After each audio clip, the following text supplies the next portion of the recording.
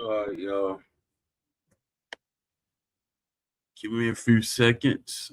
Then we get the show started. I know I've been missing for 3 days. And I'll talk about it. I might talk about it. It's really nothing, man. I just took a break.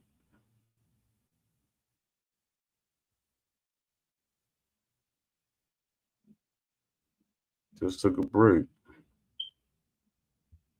Sometimes I get kind of frustrated because I hate when people just accept things, and it's like people don't realize they have a voice.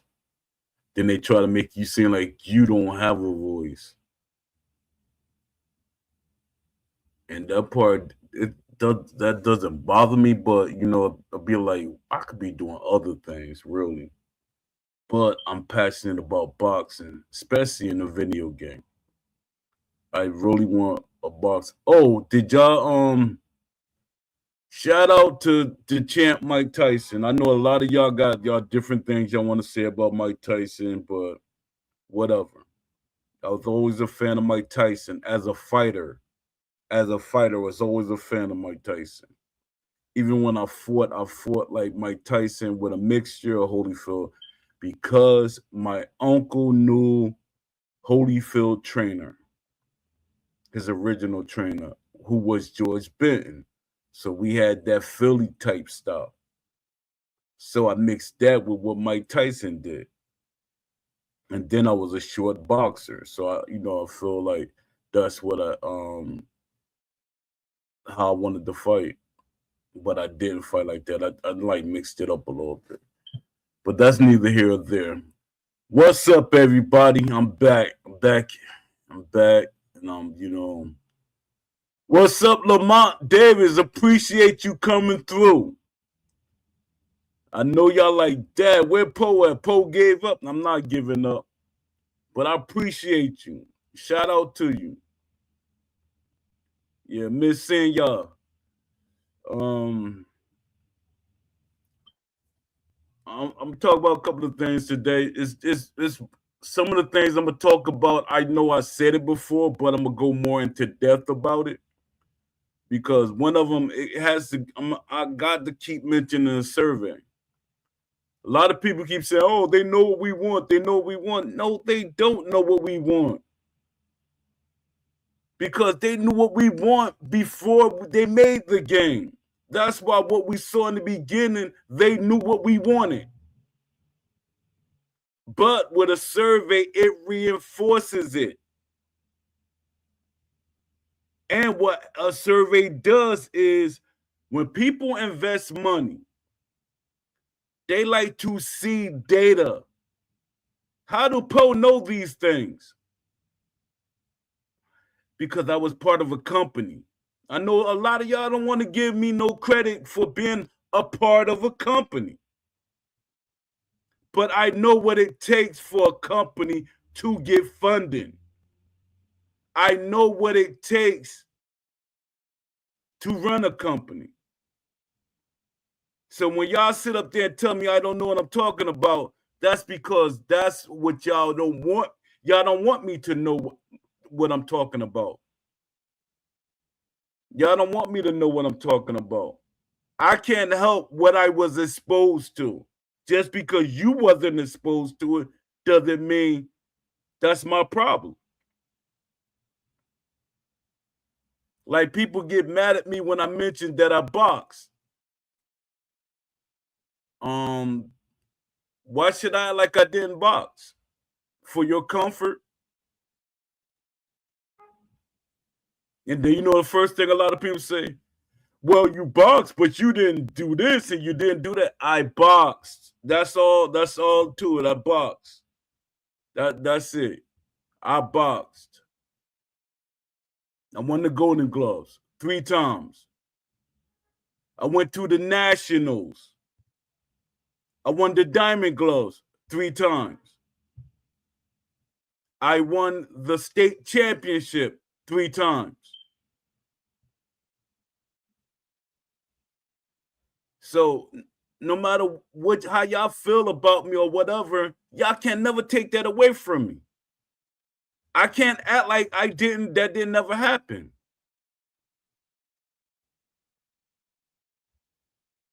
And Shannon Briggs, if y'all was to ask him and you say D from Newark, they used to box. Do you know D from Newark? Because that's the name.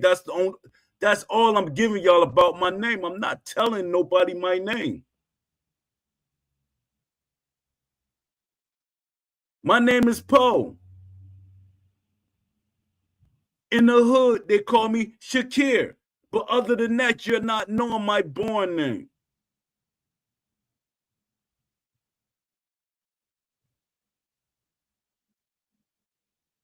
Because people feel like, hey, I control him if I know his real name. I could do this, I could do that. I don't give nobody none of my information because people on here are crazy. People find a way to grief people, try to grief them, to make their life miserable because they can't do nothing, because they didn't do anything in their life. Even if I didn't box, I always had talents. Like I always tell y'all, it's a reason why they call me Poe. I'm very poetic. I write, I draw, I paint, and I could do all type of sculptures and I could do all type of stuff. I'm poetic. I can cook, more so vegan than anything. I stopped cooking regular food because I'm a vegan, so I know how to make my food. I know, hey, Paul, I know you be making that mock meat and all that, whatever keeps me healthy. But enough of that, and let's get on to the show. I appreciate everybody, even if you're in the shadows watching. I appreciate y'all. And let me see. I forgot I was supposed to put out a reminder for this show, and I hate that I didn't do that. I was going to make a poster like start making posters and that catch people attention. Give me a second. I hope I don't get a freeze up. But let me let people on Twitter know that I'm going live.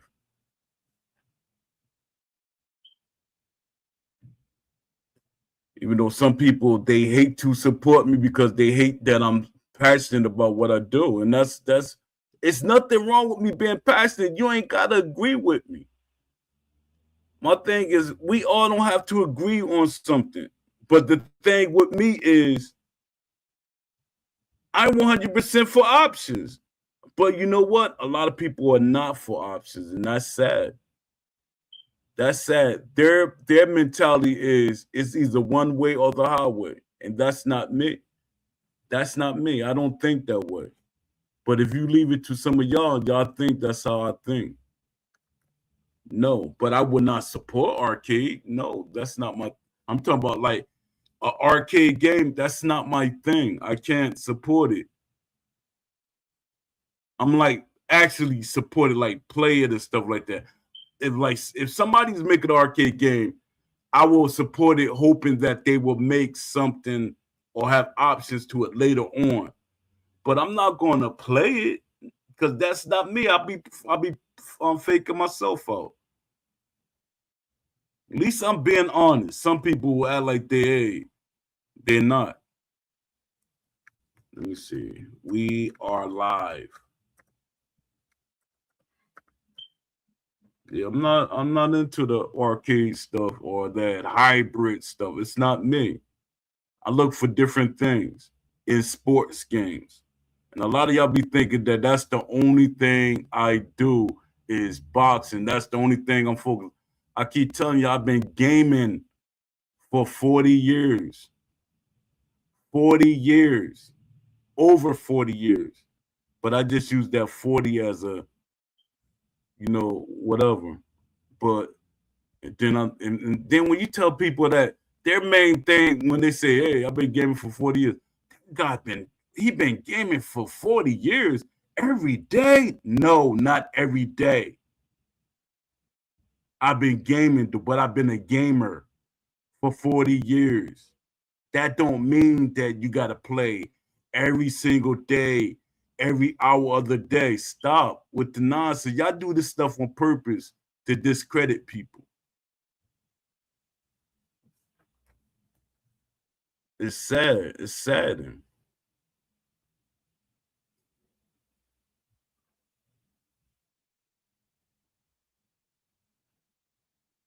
Let me see. Let me see if I'm gonna see could I get Facebook. I don't know if I should let the people on LinkedIn know. Might get some developers in here. One day, hopefully, I get a developer to pop. The only developer that I might be able to like really, really get in here is Love C Shorty, and OBSI said he want to come in here at some point, but you know he might shock me. He might pop up any day. The guy that's when I say OBSI, that's the guy that's modding Undisputed.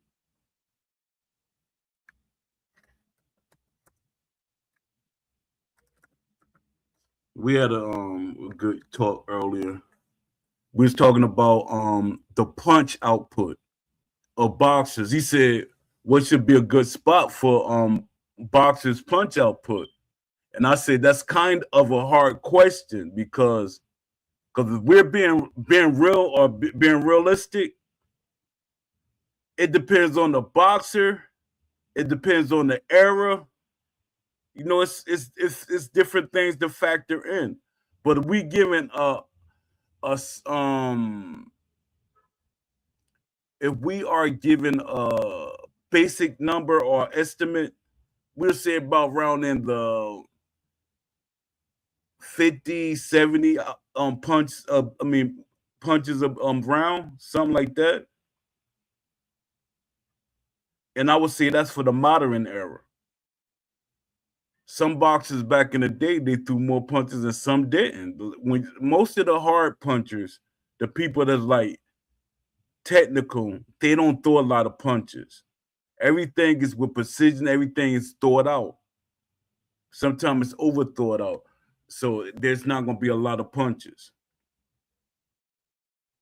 So it's things like that that have to come into play, especially when you're talking about AI, when you're trying to get the boxers correct to fight like themselves. Let me see. What's up, Boxing Lounge? Appreciate you coming through. Salute. Boxing Lounge is in the house. I got 2 people in here, so let me start this show. That's enough for me right now. All right. Fans are not developer spokespeople. This is episode 182.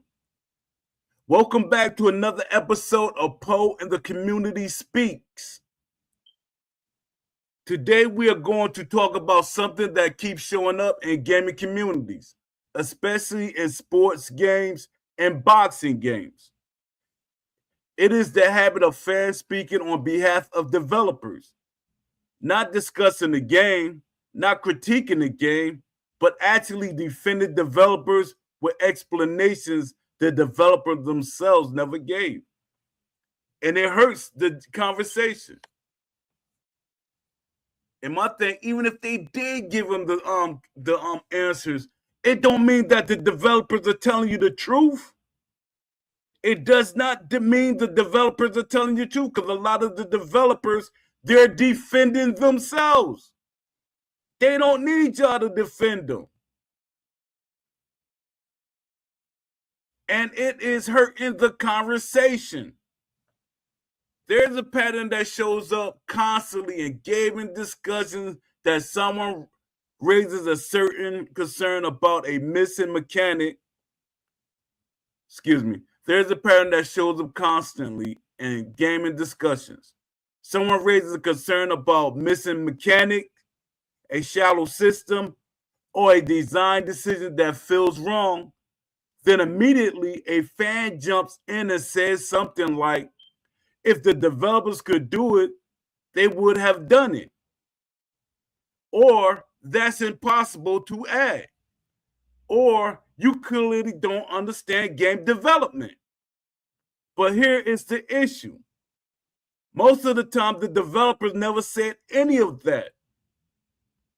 These are assumptions that fans create, then start repeating as if they were facts. So instead of having a real conversation about the game, the discussion becomes a defense of imaginary limitations. The reality of game development. Game development is complicated, but missing features rarely means something was impossible to build. More often, it comes down to things like time, budget, team size, leadership, priorities, publisher pressure, or simply a lack of expertise on the team. Now, here's the one thing that sticks out to me: budget. When we talk about budget, and then we look at Steel City sponsoring an event for boxers, and to me, they just sponsoring, wasting money instead of putting that money right back into the game. That's the budget. The budget that could have went to time, team size, and leadership priorities. And then I also blame the publishers for not putting pressure on Steel City. Hey, we don't need that event. Let's focus on the game. But their thing is Steel City is becoming a marketing studio, not a game studio, a marketing studio. They're marketing what they should have gave us.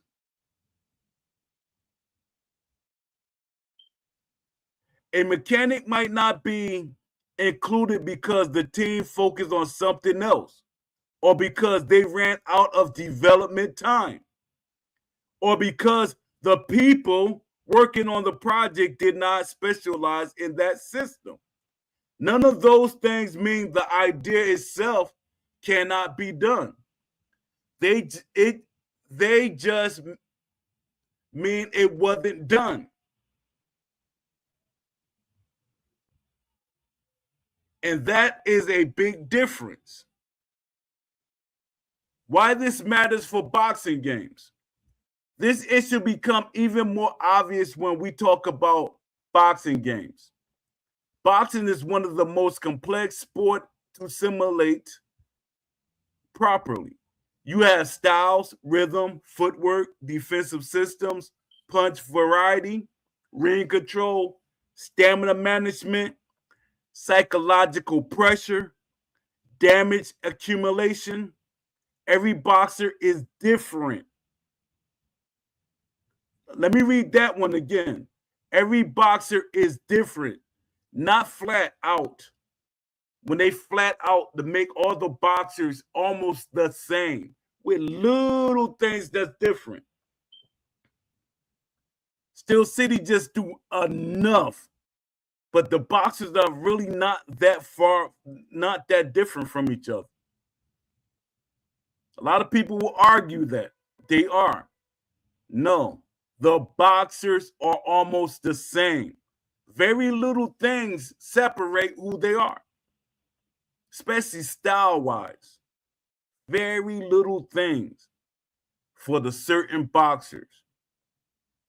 So when people suggest deeper mechanics or more authentic systems, the response should not automatically be that can't be done, especially when other sports games simulate complex systems every year. Basketball games simulate spacing and playbooks. Football games simulate formations and assignments. Racing games simulate tire wear and physics. Boxing deserves the same level of depth. Let me see what y'all saying in the chat. Poe, I've been asking AI difference. I've been asking AI difference between Fight Night Round 3, 2006, and Undisputed. I could write a book, so much missing. Been posting these on my community posts. Like minor stepping can only take full steps. Exactly. And they had that in the game. They had that you could take small steps. You could like creep step. All of that is not there no more. What's up, Leafy? Leafy be fighting. Fight Night Round 3 is much more in depth. This was Leafy saying. Boxing Lounge, facts. Fight Night Round 3 is more in depth than Undisputed. I gotta pick it up though. It looks amazing. Fight Night Round 4 is my favorite boxing game currently, but I wonder if Fight Night Round 3 is better. Not to me. Fight Night Round 3, it fresh. I like it and I don't like it. Because Fight Night Round 3, like, to me, it like has so much that you could see what they could have did with that game. But then the parry freeze is what destroyed that game for me. The career mode, I like the career mode. I like because I like creating boxers. I know y'all don't believe y'all like poker. Like I'm an artist, man. I keep telling y'all that. So I love creating boxers. Imagine if I literally was going to create boxes, I would be making the boxes more authentic than y'all ever really saw. But Undisputed don't have anything that's worth me wasting my time. I had a whole site dedicated to Undisputed. I had to stop focusing on it. I said, nah, man. They just the offline is an afterthought. That right there was like, to me, was disrespectful to the sport of boxing. Parry window is arcade, yeah, AF, and should have a slider or toggle. It should. That's what hurt the game. The parry window. It's like a freeze, like boom. It's like a freeze. Then the car sound too. The car door sound. It's like a somebody. I don't know if it's a car door or somebody slammed a metal garbage can on the ground. It's like a boom. It's a crazy sound. It's like that sound haunted me for at least 2 years. All right, let me start back reading. All right.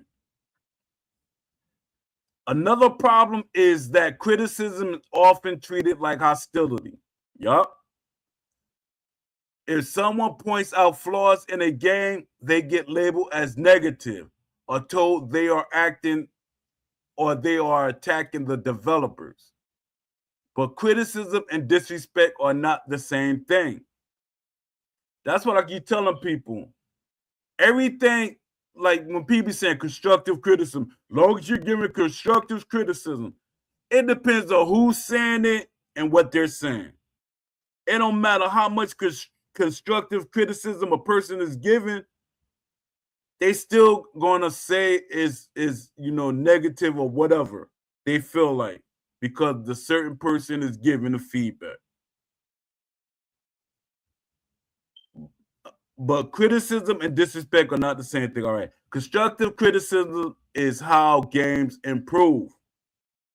It does and it doesn't. Because when people say the certain things that they keep talking about, that means that you understood what they were saying. Like it or not, when people say certain things, like for one, I'm gonna use the Beast.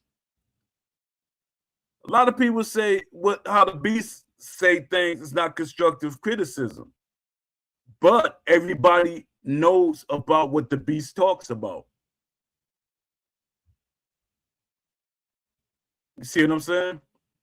So it's the way it's people always saying is the way you deliver it, but that doesn't hold. It sound good saying it, But no, when you're angry about something and you say it a certain way, it still gets attention. All right. Players who care about a sport want it represented properly. They want systems that reflect how the sport actually works. That passion should be welcomed, not dismissed. The role of the community.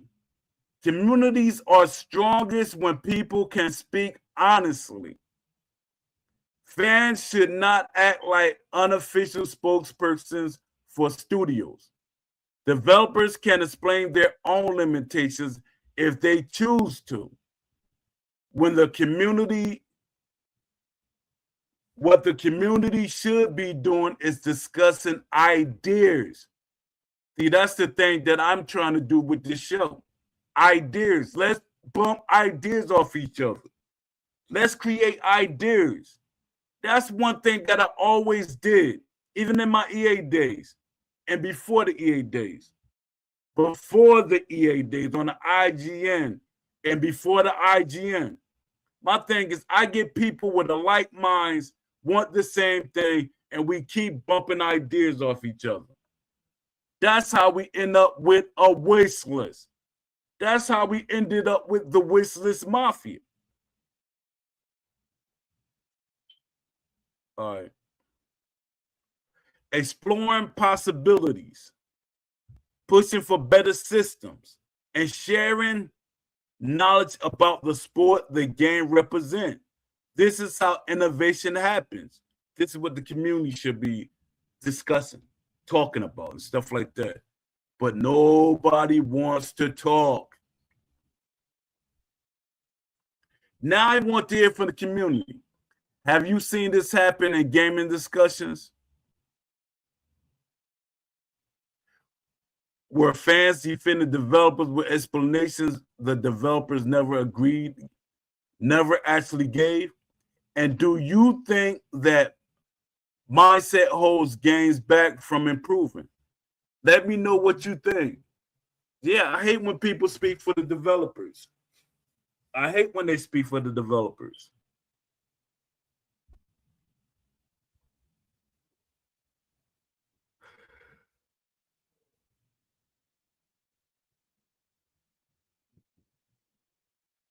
All right, let me see.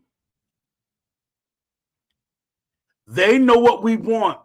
So why do we have this? They know what we want. So why do we have this?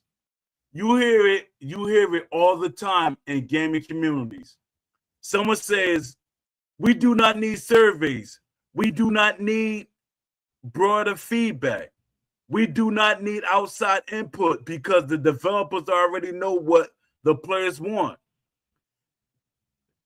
If that were true, we would not be looking at the situation we are in now. Undisputed has been in development for years. The boxing community has been vocal about what it wants from a boxing game. Fans have talked about footwork, stamina systems, defensive variety, authentic punch mechanics, ring control, clinching, referee interaction, realistic AI behavior. None of this has been a mystery. The requests have been repeated for years across forums, Discord servers, social media, and content creators, some of the content creators. Yet the game we receive feels disconnected from much of that feedback. This is where the argument starts to fall apart. If developers truly knew exactly what the community wanted and built the game around that understanding, the result would not feel so disaligned with the expectations of boxing fans. Instead, many players describe Undisputed as unfinished, inconsistent, and in some areas fundamentally confused about what boxing should look like in a video game.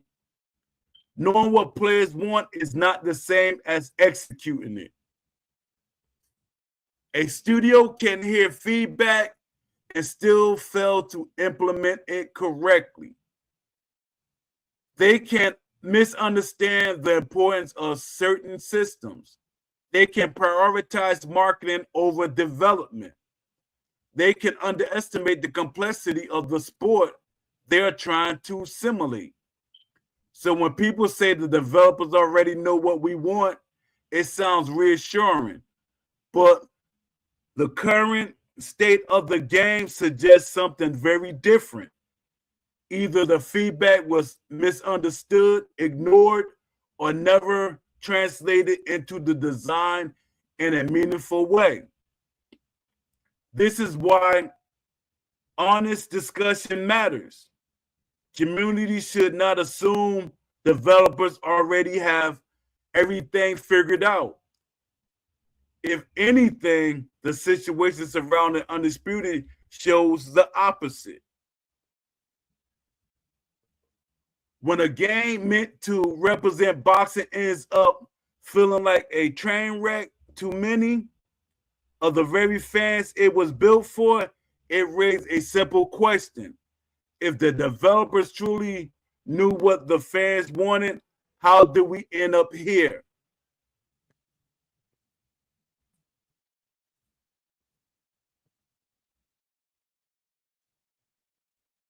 Let me see. Give me a second. All right. All right, I'm gonna do some Q&As. Let me see what y'all saying in the chat.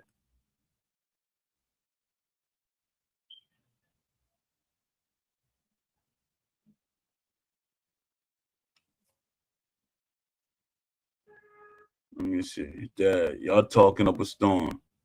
Let me see.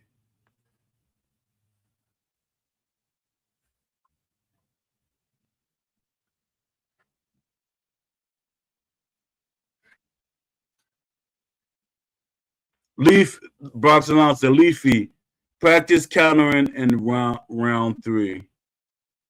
All right. When I get it, I'll do that for sure. The 360 version is good though, right? I heard something where one version is worse than the other. Yeah, 360 version run better than a stock PS3. Man, don't be talking about no PlayStations, boy. We would have no PlayStation disrespect in here. Let me see. My PlayStation 3 is juiced up, so it plays faster than the 360 version. Oh, okay, okay. Oh, darn. Modded PlayStation 3. Fans making excuses for devs make the devs lazy. Exactly. Exactly, Leafy. Fans making excuses for devs make the devs lazy. People should be hard on them and make them make a good game. Exactly. Exactly. We're not, it's not 20, 30 years ago. I know I keep making it go higher. First, I was giving y'all 10, 15 years ago. It's not 10, 15 years ago. I'm going to keep it at there. It's not 10 or 15 years ago. Technology is extremely advanced. Extremely advanced. 2000, 2014, the only good era for games, in my opinion. Everything went off the rails after. Guitar Hero was better. WWE was better. Tony Hawk was better. UFC games were better. Boxing games were too. Yeah and no. Because I'm going by the era when we had 3 of the same games, 3 companies making boxing games. I mean, 3 companies making sports games. To me, that was the best era because picture this. You got 3 companies competing against each other. So they're going to make better games. That's why EA stopped making NBA Live, because NBA 2K pushed them too hard. And then they made sure that the NFL made sure that 2K didn't have the license because they didn't want 2K to push them. So that was the era. I was part of that era when two games was pushing each other. Two or more games were pushing each other. Yeah, Leafy top end 1 terabyte SSD. All games run from it. RSX GPU. Overclock. Man, stop bragging, Boxing Lounge. Now WWE games are cash grabs. You don't like the WWE games, Leafy? I know the microtransactions and the DLC, it gets annoying.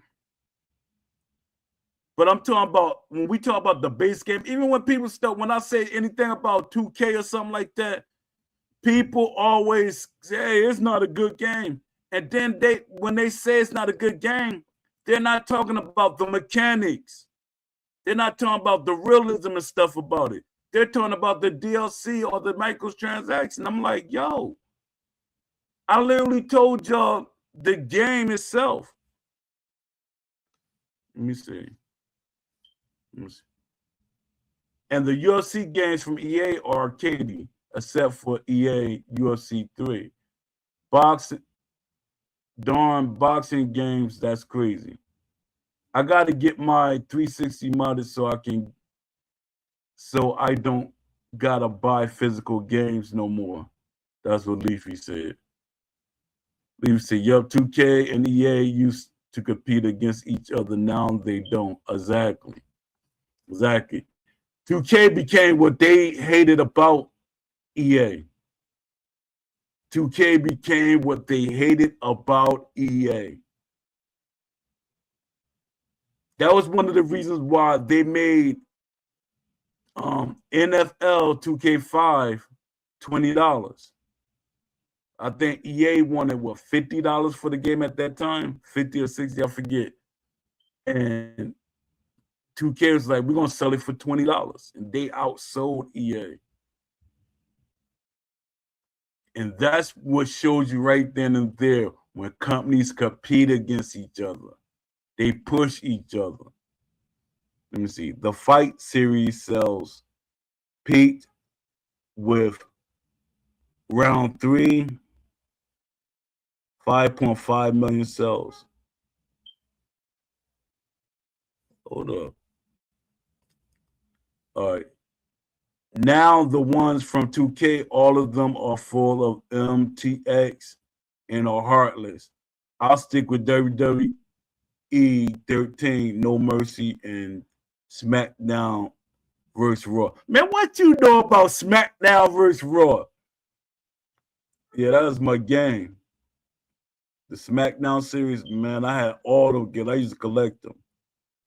The mechanics in WWE 2K26 seem to be better, but the physics aren't on the level of SmackDown vs. Raw 2011 with its weapons physics. Yeah, that game was crazy. Yeah, I was a huge SmackDown fan. Them series and stuff. I used to collect games.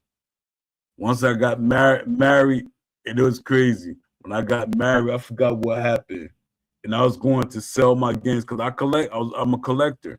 And I went to go sell my games. And my wife was like, what are you doing? I said, you saying you needed something. And we didn't really have it at the time. We were struggling. It was something we were struggling. And I went to go sell my games, and plus my wife, she's one of those women, like she wanted all the time to her. Wanted me to spoil her to death, and I couldn't. I was like, man, bump that. I gotta find something for you to do. But besides you being in my space all the time, I need my gaming time. Let me see. Haha, I love seeing videos on it. I personally haven't played it, but I seen videos breakdowns of it and look miles ahead of the current game. Oh yeah, yeah, man. I used to create characters. See, that's what I be telling people about the creation part. That's why I'm a huge. What's up? I'm precisely salute. I appreciate you coming through. Yeah, I'm a huge fan of creation modes. And like I keep telling you, I'm an artist. I'm an artist. No matter how much people try to like disrespect me with things, I'm an artist. I went to art school. And guess what art school I went to? Guess what art school I went to? The same school that Michael B. Jordan went to. Not the same time because I'm way older than Michael B. Jordan. But Michael B. Jordan went to my same alma mater. He went to the same high school that I went to. Arts High in New Jersey, North New Jersey. Arts High. He went there. So many people went to Arts High. What's gone from Martin, Tisha Campbell, she went to Arts High. So a lot of people went to Arts High. But yeah, man. It's just crazy that I'm trying to get what's called him on Aram. If anybody see Aram, tell Aram to pop in. Trying to get Aram up in here. He said he was gonna be on the show today because I was trying to get at him. Because Aaron was saying, and this is the thing, and I hate when people be saying that. They keep saying they know what we want. No, they don't. Because we will not have the game that we have. They knew what we want in the ESBC, but we didn't get what ESBC was going to be. And all the stuff when they kept saying, well, we were having problems with the referee in the ring. That's a lie. That's a lie. For one, if they was having a problem with the referee in the ring, and Ash said, I talked to people from 2K. I talked to people from EA. So why didn't they tell you how to put a referee in the ring? Why did they not tell you how to put a referee in the ring? It was an easy thing to do. And I know a lot of people that just don't know what they're talking about. Don't tell me I don't know what I'm talking about. It was an easy thing to do. They could have put a referee in the ring. But you know why they didn't put a referee in the ring? Because they wanted the action to keep going. They wanted the game to speed, everything to be quick, everything to happen fast, to have like an arcade feel to it. What they see as fun. They're picking what's fun to people. Like what people be saying, well, it gotta be fun. Fun for who? Fun for who? You keep saying it gotta be fun, but what is fun? Exactly. And guess who one of the coders? And I hate to talk about him because that's my guy. But, and I know he probably listened to the show, Aimbot. Aimbot is the coder. Aimbot, defend yourself. Defend yourself, Aimbot. You're the coder. And from my understanding, from asking around, it's all on you. Because you're the coder. Without a coder, there will be no game. I didn't want to put Aimbot out there, but defend yourself, Aimbot. Ash said the code is messy. The code is messy. He said when the 2K developers that he talked to, so-called talked to, said that the coding looked messy. Yet, pay attention to it, yet they still keep pushing out content on top of messy coding. And most of that messy coding came from them taking things out. People don't know that. By them taking things out, they're messing up the coding. And taking parts out and they're trying to put, fix it. And what else they took out? Referee, the clinching. They said the clinching wasn't working. That's a lie. The clinching is in the coding. From my understanding from listening to OBSI, the clinching is there. These things is there. So it means that they intentionally didn't add these things. Because you know what clinching does? It slows down the pace some, depending on you. And that's another thing. Some people say, no, we don't need clinching in the game because you don't know how to fight. You don't know how to stop a person from clinching. You're not asking for the right things.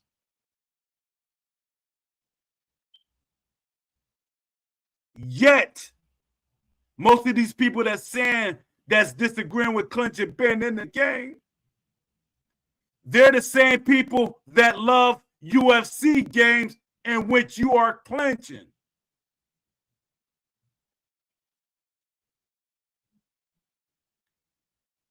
Clinching in UFC games, but you don't want clinching in boxing. When you get hurt, this is what I said this question in the Discord.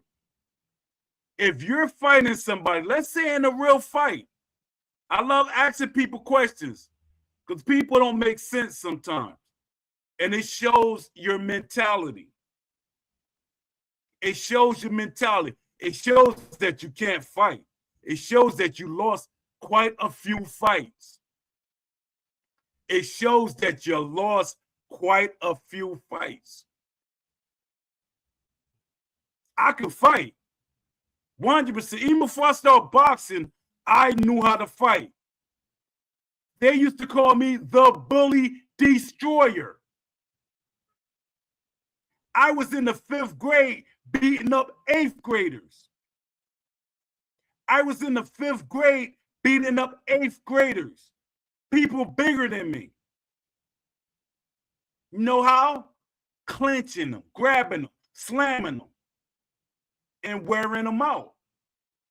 But clinching, they took the clinching out the game because they didn't want to slow down the pace. And that was a design thing. That was a Will Kinsler thing. All these things, the clinching, the referee not being in the ring, which they stopped working on. That they could have been working on. But they said we chose not to put it in because we were having problems. Y'all could have still been working on that. Because y'all still having problems with the game in general. So that shows that it was not meant to be in the game because that was a decision on purpose. It's a lot of things. When they flatten out all the boxers, and when I say flatten out, all the boxers can do certain things. All of the boxers can float like a butterfly, sting like a bee. And not all of them are Ali. And that's crazy. That's crazy. So you mean to tell me if Mike Tyson was in the game, he was going to be floating like a butterfly and stinging like a bee and moving around the ring like he was Muhammad Ali? Yo, crazy work. It's crazy. Not kickboxing game. They play it like Tekken. Yup. Exactly. The thing is, they making this game, and it's okay to have a game that's accessible. It's okay to have a game accessible. But the problem becomes when you force one thing on all people.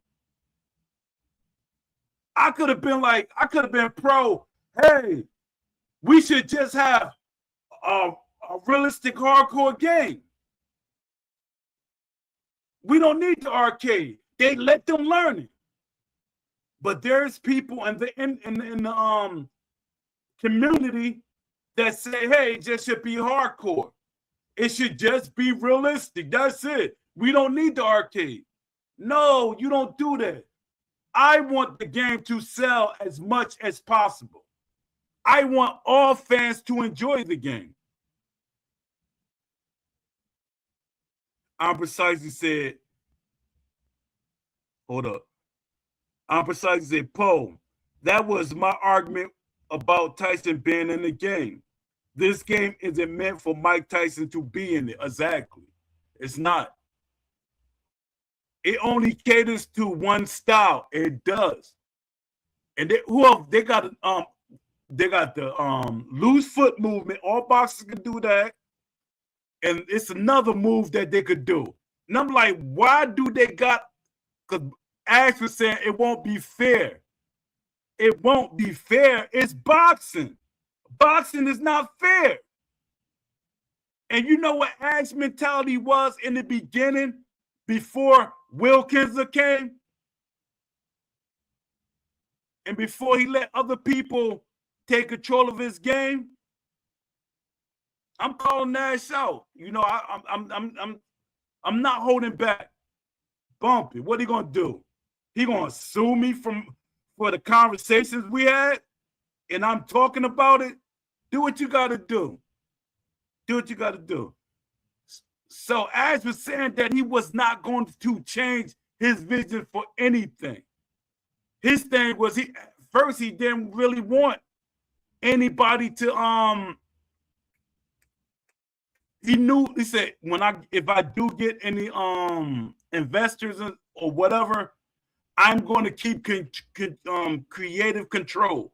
The game gonna always be mine, and whatever I want. So now, when you say you're going to keep creative control, or is Will Kinsler keeping creative control?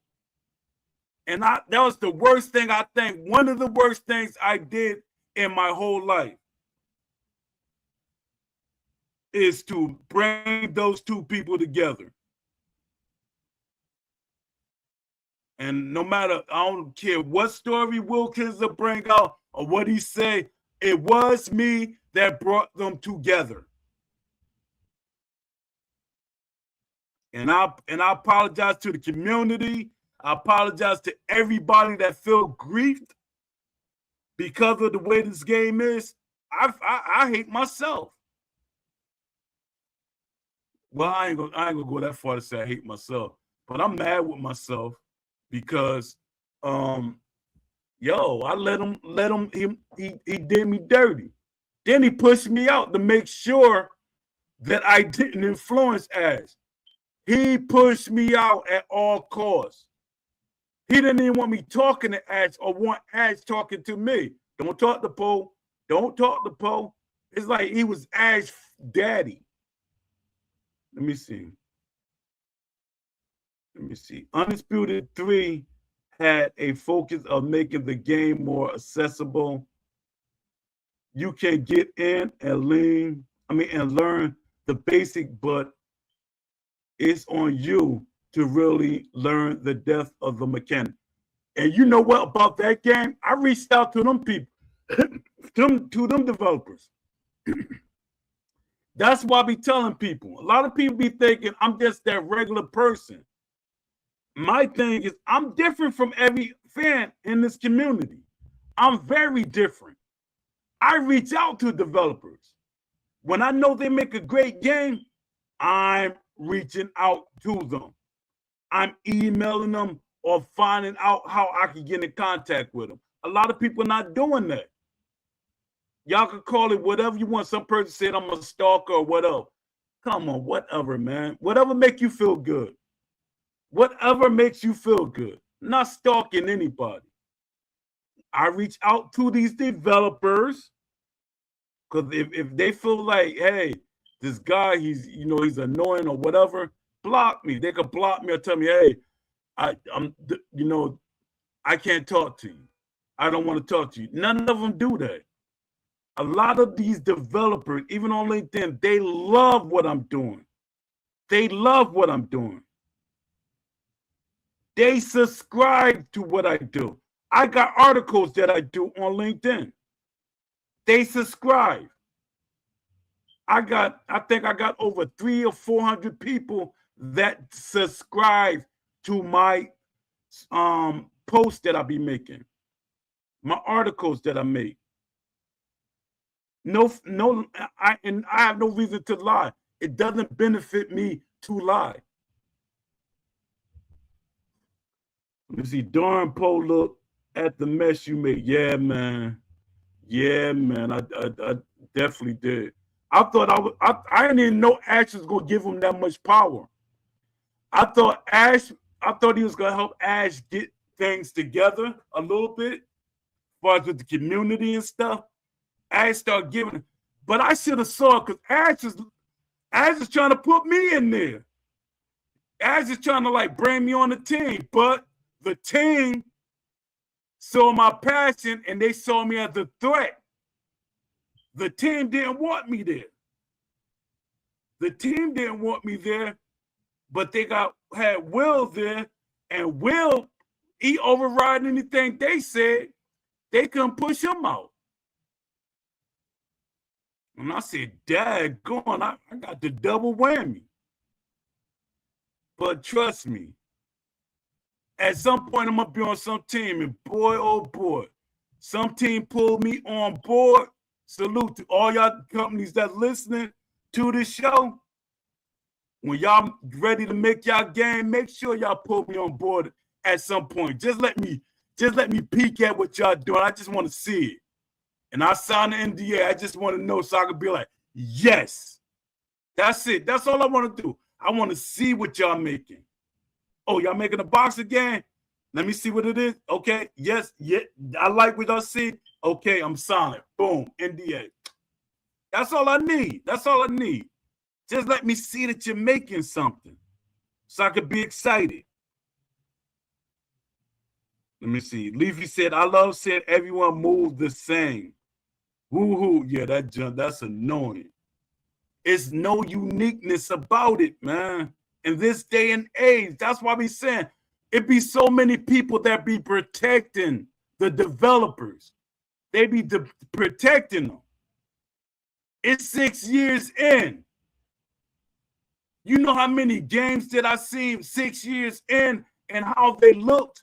I don't care how new they are to the making games. Ash is new to making games, not the developers. This is Ash's first game, not the developers. So stop with that. This is their first game.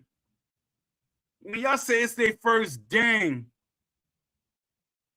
it's not their first game. Because when we start adding up the games that the developers on the team made before, of what teams they were a part of, it's not their first game. So y'all got to stop making excuses. I'm not accepting it.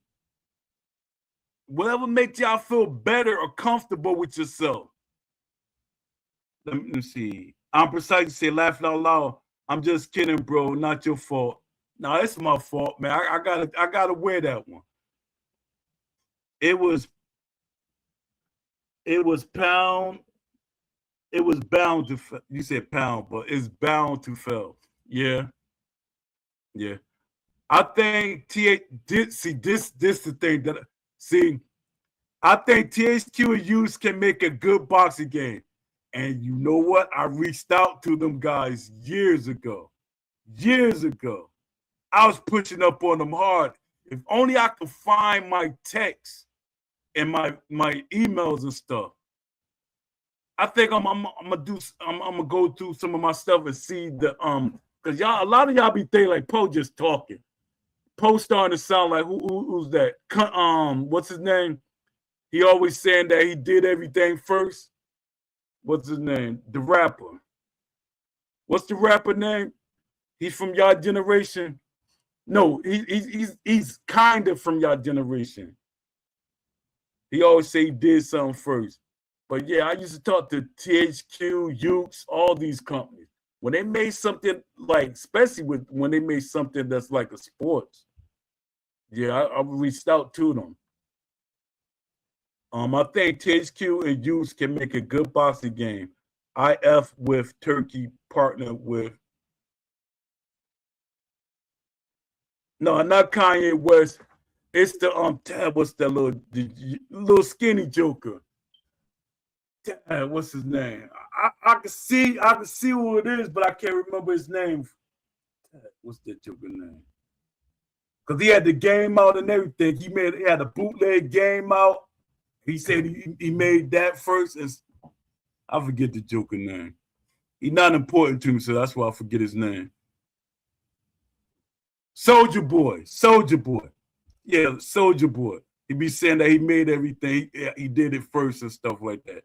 But nah, I'm not acting like Soldier Boy. You said blonde hair. What the heck?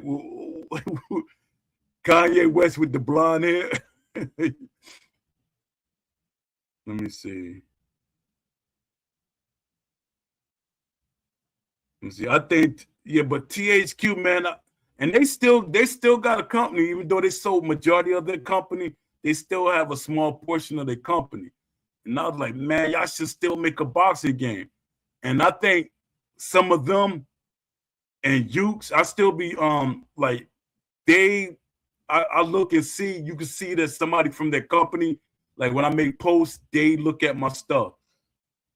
So that right there, I like when I say, yo, they weren't looking at my stuff. So that right there is that makes me happy, make me feel like at some point they might make a game.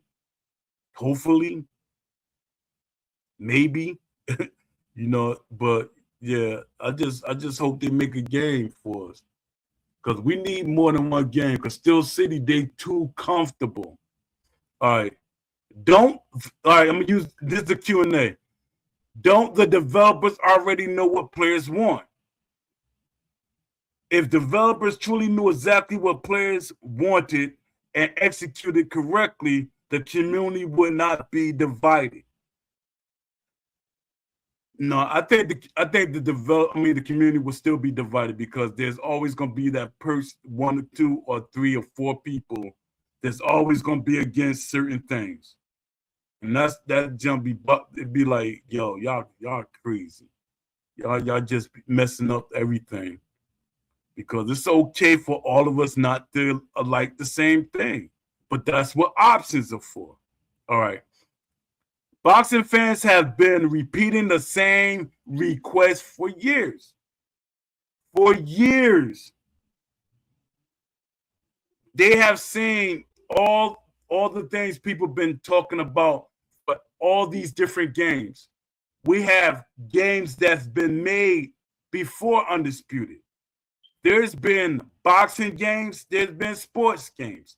Those are examples. So anything that's going on now is an excuse. Let me see. The requests are not hidden. There's this everywhere. Forums, Discords, YouTube, Reddit, and social media. Ideas like deeper footwork systems, realistic stamina, clinching, referee logic, and intelligent AI have been discussed hundreds of times. Hundreds of times. Knowing what players want and successfully implement it are two very different things. Knowing what players want and successfully implement it is two different things. I don't know why I struggle with that word. Why do some fans say a survey isn't necessary? That's a great question. Some fans assume developers already understand the community perfectly. A third-party survey removes echo chambers. Discord feedback often represent only the most active users, not the entire player base. A structured survey, and this I kind of agree and disagree with, because Ash tried to use that to prove a point. He said, what he said, the 3%. He said it's only like 3% or something like that in the Discord. That's not the whole community. And my thing, from my experience and me floating around on the internet, everybody feels the same way. Everybody feels the same way. You could go on Steam right now and you look at what's going on in Steam and look at what's going on in the Discord. Look what's going on in the Reddit. Everything sounds the same.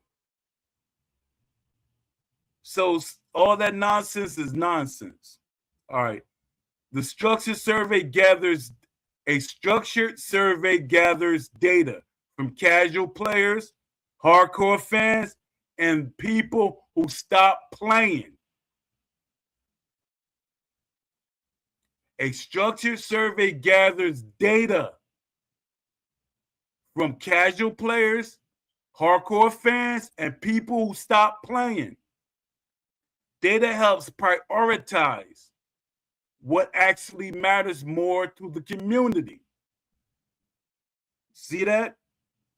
Data helps prioritize what actually matters more to the community. And how does it prioritize? What makes those things get prioritized? A lot of people don't know that, do they? The publisher, the investors, and the shareholders. They make sure those things are prioritized. Not the developers, not the company. It's the it's the publishers, the investors, and the shareholders. They can overvote. They can hey, we're putting the money in here. We're putting money toward this.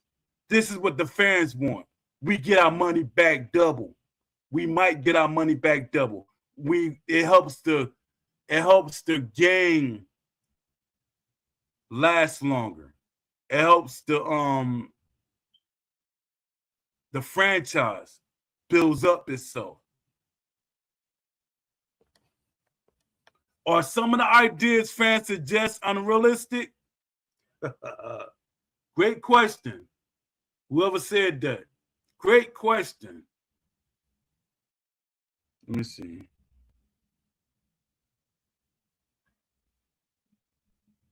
Salute Shaolin Phrase. Shaolin Phrase is in the house. Appreciate you popping through. Appreciate you, my brother.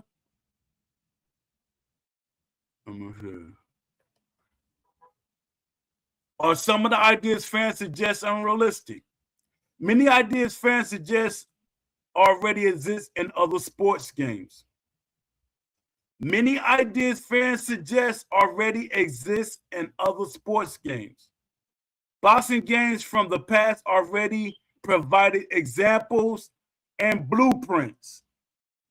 The Fight Night series demonstrated several core game systems years ago. Modern technology is far more capable than what exists during those games. Most suggestions are about deeper simulation, not impossible mechanics.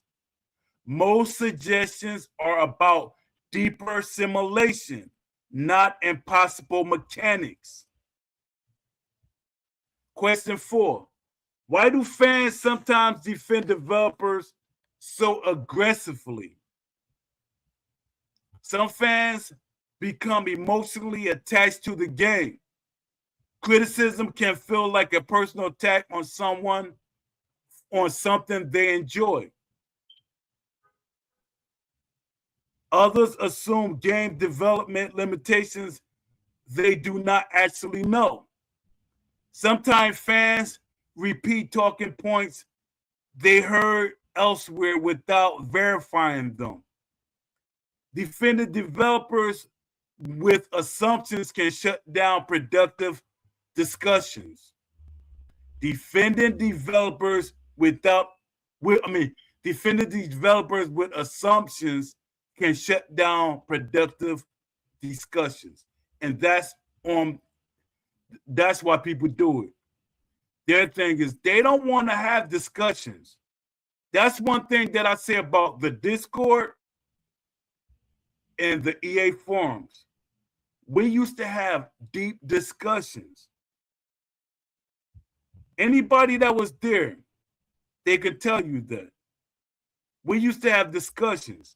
A lot of people became boxing fans from the discussions. We used to talk.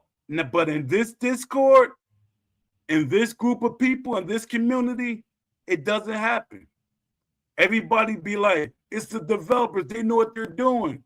The developers not boxing fans. I can't, and y'all keep saying, well, CB this and CB, nah, man. I can't go because CB, to me, he's silent. CB's not really a talker. CB said one or two things don't mean that he's saying enough. One or two things is not saying enough. My thing is, I look at what CB is doing and I look at what I would be doing if I was in his position, if I was part of the team. Because my thing is, if I was part of the team and I was saying things, and then they say, "Po, man, you asking for too much. You're saying too much. No, we can't do that. Do that." Eventually, they would have kicked me off the team, and I would have been like, "Yo, they don't want what we want," and that's how it would have went. But CB them, they're not gonna say things because what it is, they're looking at it as, "Hey, it's a paycheck. I don't care what they're doing." That's not me. That's not how I look at things. Because I could have got a lot of things if I stayed the course. But no. I don't. My thing is, if anybody know me, I'm not a sellout. I'm not a sellout.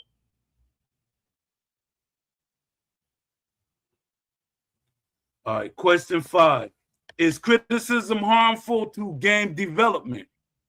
Constructive criticism is essential in every creative industry.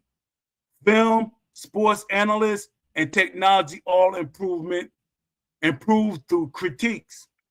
Honest feedback helps identity weak systems and design problems. Ignoring criticism usually leads to stagnation. Passionate criticism often comes from people who care deeply about the sport. Passionate criticism often comes from people who care deeply about the sport. Let me see what y'all saying in the chat. It's sad that Fight Night Champion has more active players laughing out loud. Yeah, it is very sad. It is very sad. And you know what's the craziest thing? I was thinking about maybe I should buy a PlayStation, get a new one, because I was like, if Undisputed would, because my son, he took his PlayStation when he moved out. He took his PlayStation, he took his gaming PC and everything.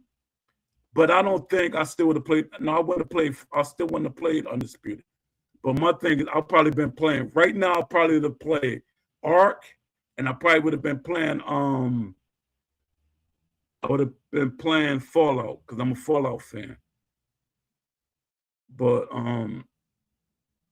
my thing is, it's just crazy. But you know, I will get another PlayStation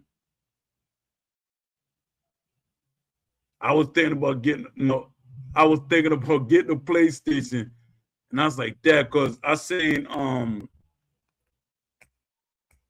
Don D. Shout out, and I apologize. Shout out to Don D 205.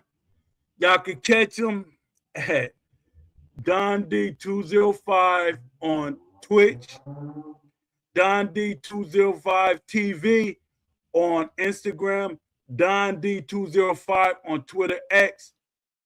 Support him. His show come on every day except for Sunday. It's 12 a.m. I say 12:22 a.m.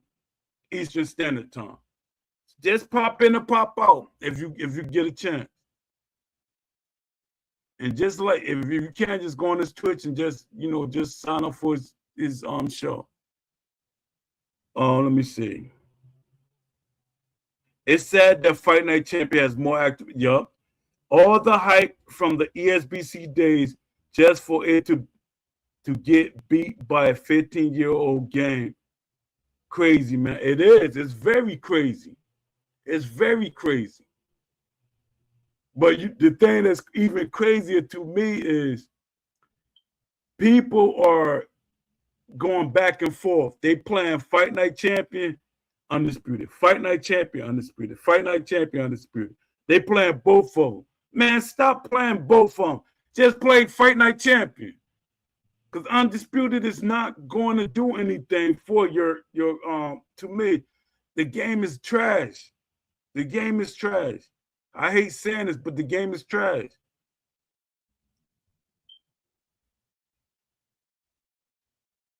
I don't know how SCI isn't embarrassed and ashamed of what they made. They chose profit over passion, in my opinion. Exactly. And salute. And this one thing, to all of y'all that play the game, no shade to y'all. No shade to y'all. Because y'all doing what y'all want to do. And my thing is to each his own. And I'm not, I don't dislike y'all because y'all playing the game or anything. And I'm not attacking y'all because y'all playing the game. But some people, it's actually people in the community that's upset with me because I don't like the game. And that's crazy. That's crazy. You can't get upset with somebody for not liking or supporting the game. Me supporting the game is not going to make the game better. Me supporting a game that I do not like is not going to make the game better. It's a waste of my time and it's a waste of y'all time. But salute to all of y'all that y'all okay with the game. Y'all okay with the game. Let me see. Levy said Ash goes up to the clubs and travels the world. They don't give a about the game or the fans. Nope, they don't care no more. It's like everything is about aesthetics. Everything's about aesthetics right now. And it's not the right aesthetics because, and I know I'm probably saying the word wrong, aesthetics. The things is they're worried about the branding, the brand. That's what they're worried about. They're not worried about the game. And speaking of branding, yo, look what I got. Y'all can't see. Y'all can't see. Doggone green screen. Y'all can't even see it. Damn, I was trying to, because my shirt green. My shirt green. And if any of y'all ever seen my logo, it got me, it got a P, it's me with a yellow P on my t-shirt. And I got a green t-shirt. The t-shirt I got is green. I know y'all can see the green a little bit. And I got an actual green t-shirt on with the P on it. Got me with my beard. And my beard, I got the puff paint on my beard so it can stick out. That's why I'm telling you, I'm an artist. No, even though I got it printed out, My thing is, I got it printed out so I can add on to it. I could have did it myself, but why waste time doing all them different shirts when I could get a company to do it for me? You know, at some point I'm gonna get my own printing thing, but no, I got a company to do it for me.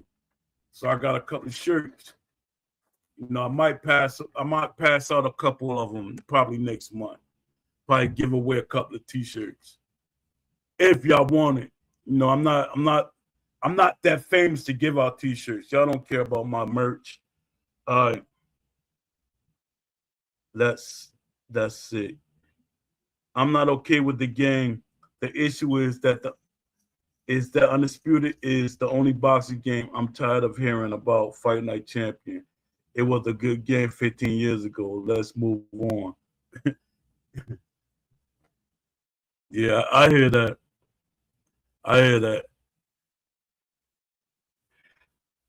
Yeah, it's just my thing is I was like, and I understand everybody's perspective. I understand everybody's perspective. Even the people that played Love C Shorty game, that's my guy. That's my guy. I wish I can play his game. I really do. I really do wish I could play his game. Because he wanted me to play his game so I could give him feedback, so I could help him critique his game. So there's a couple of people that wish that I had a PC or had a game so I could help them critique the game. And my thing is, I gotta, if a company right now, if y'all listening, company right now, I know y'all be listening, companies out there, like a major developer or whatever, if y'all want me to give y'all feedback about a game, I will be silent when I say anything, but let me know so I could buy a system so I could play y'all game. Or y'all could buy me a system so I could play y'all game. And I could give y'all feedback. And trust me, I will give y'all the best feedback ever. And if y'all want to, and this is my thing, a lot of people get mad at me for doing this. I got a blog, free feedback. I got scripts, I got codings, I got all that over there on my blogs. A lot of people say, hey, Pope, man, why are you giving away free stuff? Because I'm not going to wait 20, 30, 40 years for a company to say, hey, let's get this guy. Let's bring him on board. No. If y'all want to make a great game, go on my vlogs, look at what I got, and say, oh, sweat. This guy, he thought of everything. And guess what? If y'all really pay attention to my vlogs, I don't only got boxing ideas. Not only boxing ideas, horror games. I got ideas for so many games. Ideas. Thousands and thousands of ideas. Y'all think that's all I be thinking about? No. I even start writing ideas for ARC. I even start writing ideas for ARC. Let me see. I'm precisely say, Shalom, believe me, bro. I want to move on, but SCI gave me no choice. That piece of Undisputed is so unplayable. I get no enjoyment out of it. Laughing out loud. The game is messed up in too many areas. Exactly.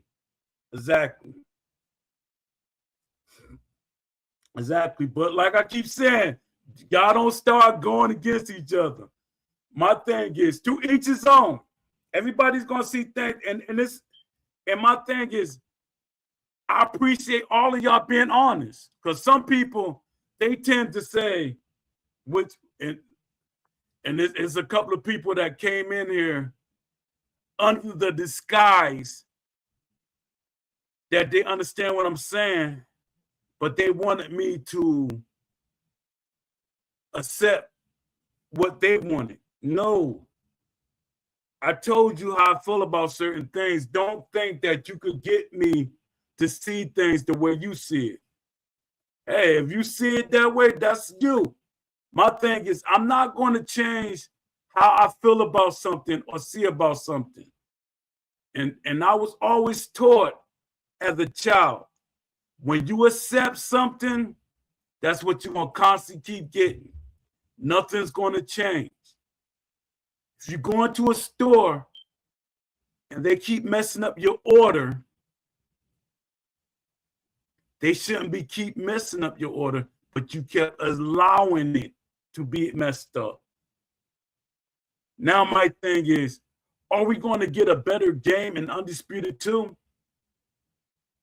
I keep hearing content creators say, they know what we want, Poe.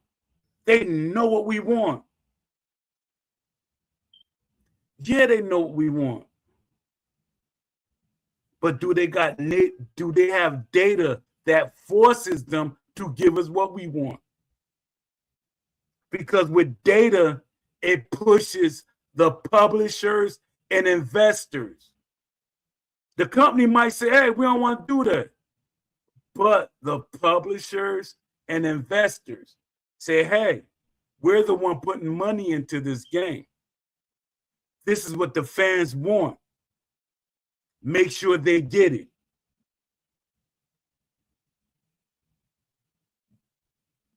Shaolin Fade said, I would be happy if SEI would fix the quick glitch, which caused streamers to restart the stream. Game crashes too much, but that won't happen. No, they're not gonna fix it because that should have been like one of the main things that they should have jumped on immediately. It's like they're not even thinking about this game. This game is an afterthought. This game is an afterthought. And my thing is like this. They moved on because, for one, the team is not big enough for them to be working on two different games. How are they going to be working on Undisputed 1 and Undisputed 2? How are they going to be working on both games? And both of them on two different engines. All hands on deck for Unreal Engine. I don't care about career mode. Hold up, man. Hold up, man. Please tell me I ain't reading this right, man. Let me see. Hold up. I maybe stop mid-sentence, man. Hold up. I don't care about career mode stuff. I just want them to focus on proper gameplay and good boxing fundamentals for the next game.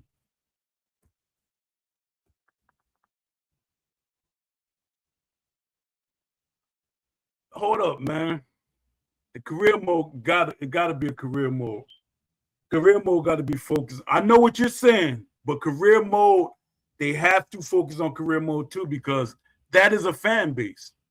That is a very large fan base. Because my thing is when people start saying stuff like that, it seems like they're being sneaky. It's like they're saying we don't need offline mode. They need to focus on online mode. And like I keep saying, if you don't have a good offline, you don't have a good online, because that's where everything starts from. And with the career mode, that keeps fans when offline is acting up. When offline is acting up, career mode and the offline modes keep fans happy and engaged. Yeah, 100%. I agree with you. The main priority is gameplay for me, Poe. 100%. Gameplay is 100%. Gameplay is 100%. I'd be a fool. I wouldn't be as passionate as if it wasn't if gameplay didn't mean anything. Gameplay, mechanics, all that is priority. 100. If the gameplay sucks, then it'll be bad online and offline, is my point. All right, 100%. 100%. 100%. And this is what I've been saying for the longest. If the gameplay mechanics and all that is not correct, everything else falls apart. Nothing else doesn't seem right. Nothing else, the game will not attract more people. And I know I keep using this example, and I'm gonna always use this example. And this, I gotta clip it. I gotta get that video and clip it. Y'all gotta do like me. When you see boxers look at the game, their excitement is not there. Their excitement is not there. And it's not that, hey, they're adults. They don't play video games. Come on, man. Y'all talking like it's 15 to 20 years ago. Everybody in my age group and Mike Tyson age group, we grew up on video games. So we know what video games look like. We know what technology looks like. Stop making excuses. They were not excited about what the game looked like. It did not represent the sport. Look at good example. What's his name? Sean Porter. Sean Porter was even saying different things about the game. Well, the boxers don't really fight like me. And certain things doesn't act like me. He's supposed to say that, and they supposed to have made them changes. And this is the funny part about it. A good PR team would have been like, Sean Porter wasn't happy. And they would have used that to help with the game. You get Sean Porter moves right. Make him look like Sean Porter. Make him fight like Sean Porter. And then you say, Sean Porter, are you happy now? That right there would have helped sell the game. It would have made everybody more happy. Made them see, hey, they're really trying to do something. But we saw right from there that they're not trying to do anything. Let me see what y'all saying. I precisely said, if the gameplay sucks, then it'll be bad. I read that part. They need to get the basics down before even entertaining anything else. 100%. Shaolin Phase. Offline is fine in the game. Online is trash, and the player base doesn't help either. Undisputed is not a boxing game; it's a fighting game. 100%. The offline is bad to me. To me, I'm comparing it to this other sports games, and I cannot not compare it to other sports games. When I look at what other sports games are presenting for their offline modes, and this game's supposed to have surpassed anything that these other games have. So that's when, we don't have tendency sliders. If they would have had tendency sliders, that would have kind of saved the game a little bit. But we don't have none of that.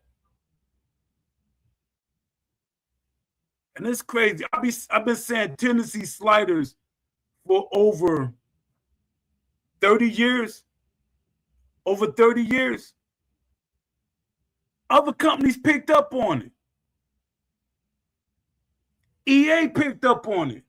EA wasn't for the 2K was. They picked up on it. They picked up on it. I'm not saying it's because of me, but I've been pushing for sliders forever. Forever, I've been pushing for sliders. Let me see. I'm precise to say, nah, Shaolin, the game sucks overall. It's clunky and feels awful to play due to the horrible punching and boxing animations. It doesn't feel authentic to boxing at all. There's no fluidity at all in this game. Offline sucks as well. A lot of people saying that. A lot of people are saying that. And my thing is, are we are we as a community, are we pushing them to make a better game for Undisputed 2? Are we pushing for them to make Undisputed 2 be better? Are we pushing for other companies? And this is what I gotta say too. This is what I gotta say too. When I'm pushing for and I hate this, I'm trying to tell it, I'm trying to say it to JMMA. And I've been saying it because I'm trying to get these content creators. None of them are biting. None of them are biting. And my thing is, maybe I will pay y'all next month. Pay one of y'all to make a video. If that's what it takes for me to get y'all to make a video. But if we get a survey, other companies, shout out to the companies that watch this show, they will see where they put their money, because they're not putting hundreds of dollars into a game. They're not putting thousands of dollars in a game. When they're putting millions of dollars in the game, they want to know what fans want. And how do they find that out? With a survey. I'm trying to get a survey made. I'm trying to get, even with my survey, I'm trying to get over 100 people to vote in that survey. That right there, over 100, makes the developers see, hey, that's what they want. They're serious. But everybody like, no, they know what we want. They know what boxing fans want. No, they don't. No, they don't. They 100% don't know what we want. Like I'm keep saying, if they knew what we want, we would have got a more refined version of what the ESBC version was. We would have had a referee in the ring. We would have had clinching in the ring, in the game. We would have had so many things. We would have had, I'm not going to be greedy, we would have had 98% of what I have on my wish list, on my blueprint. I'm not being greedy. 98%, 98.9% of my blueprint. Let me see what y'all saying in the thing.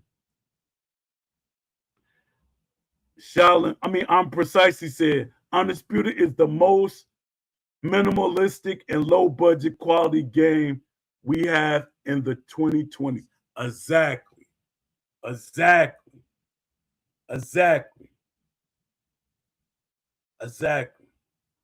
It's like they're like, oh, we can't make the game AAA.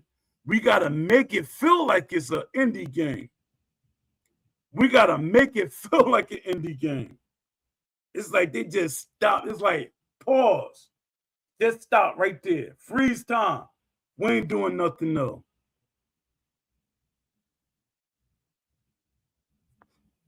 I heard they fired people, but when I look in the Discord, I see the same developers. They saying they firing a lot of people. I see the same developers.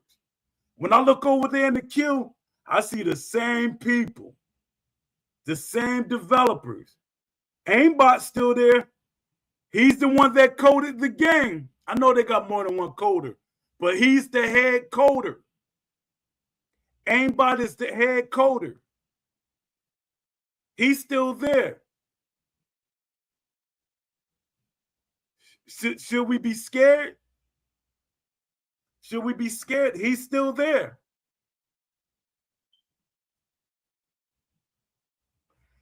People really say it's the best boxing game to date. Yeah, that's crazy. That's crazy work. Yeah, that's crazy. I'm like, yo, what are you talking about? What are you talking about? And this one guy, I don't want to be disrespectful to him because he know how to win off a broken game. Estevan. He know how to win off a broken game. And there's no shot out. It's no shot at you. You know how to win off a broken game.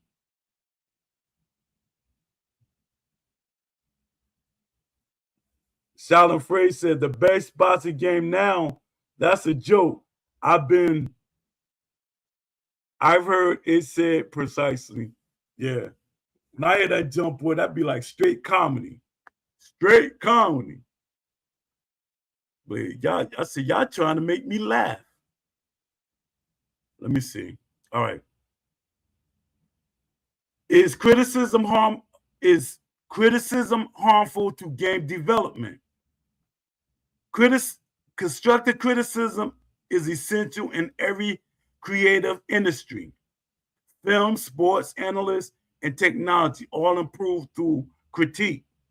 Honest feedback helps identify weak systems and design problems. Ignoring criticism usually leads to stagnation.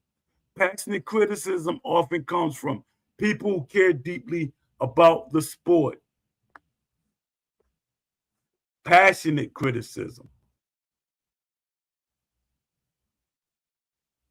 I know y'all be saying, Poe, you're too passionate. I wouldn't be me. All right. If boxing fans have been clear for years, why do problems keep appearing? This is question 6. If boxing fans have been clear for years, why do problems keep appearing? Development priorities may shift during production. Budget or staff limitations can affect what gets implemented. Some systems may be misunderstood or simplified. I think they get simplified. Leadership decisions influence which features receive attention. Leadership decisions influence which features receive attention. Execution is often harder than simply recognizing an idea. All right, this is what I want to say. The leadership decisions, one of the guys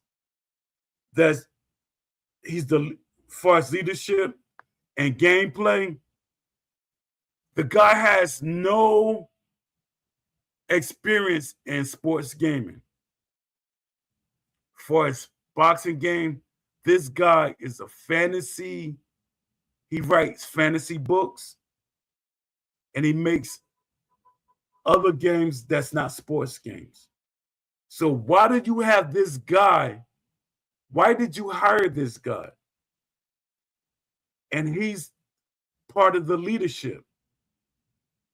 This guy should not be in that position. And I blame this on the people that's doing the hiring. You're not hiring the right people. And this guy is still there. And he's making the decision. That's why I'm like, I don't know if Undisputed 2 is going to be a great game. Is it going to be a better game? It's just going to be the same game on Unreal Engine because they're not hiring the right people. It's still some of the same people who's still there. Yeah, they got rid of some people. But some of the key movement people are still there. Why do boxing games face more criticism than arcade fighting games? Why do boxing games face more criticism than arcade fighting games? Arcade fighting games are designed around fantasy mechanics. Boxing games aim to represent a real sport. Players expect authenticity when the sport exists in real life. Styles, pacing, and strategy are central to boxing. When those elements are missing, the experience feels incomplete.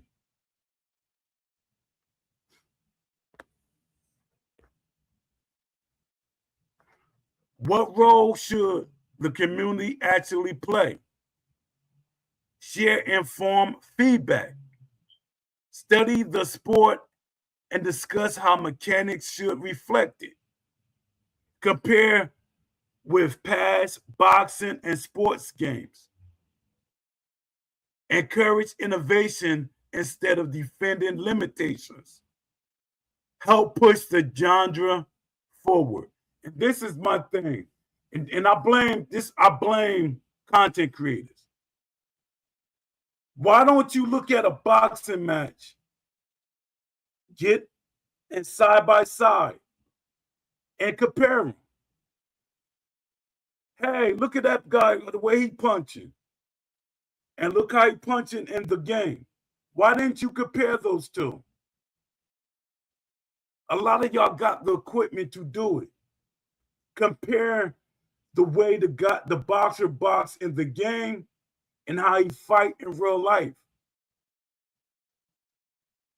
Put that character in AI. Let the AI fight the game, fight against a character, and let's see that same character in a boxing match and see how does it add up. And that shows how they implement that character in the game. Controlled or not, he still should represent what he does realistically in real life.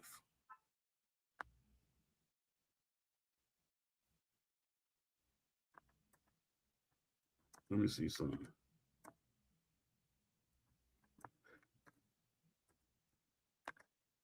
Let me see. See what y'all saying in the chat. Estevan defends this game. Yep. See, I'm glad you said so. I ain't got to say. I said it earlier. But yeah, Estevan defends this game like his life depends on it. He does. Because he know how to play a broken game.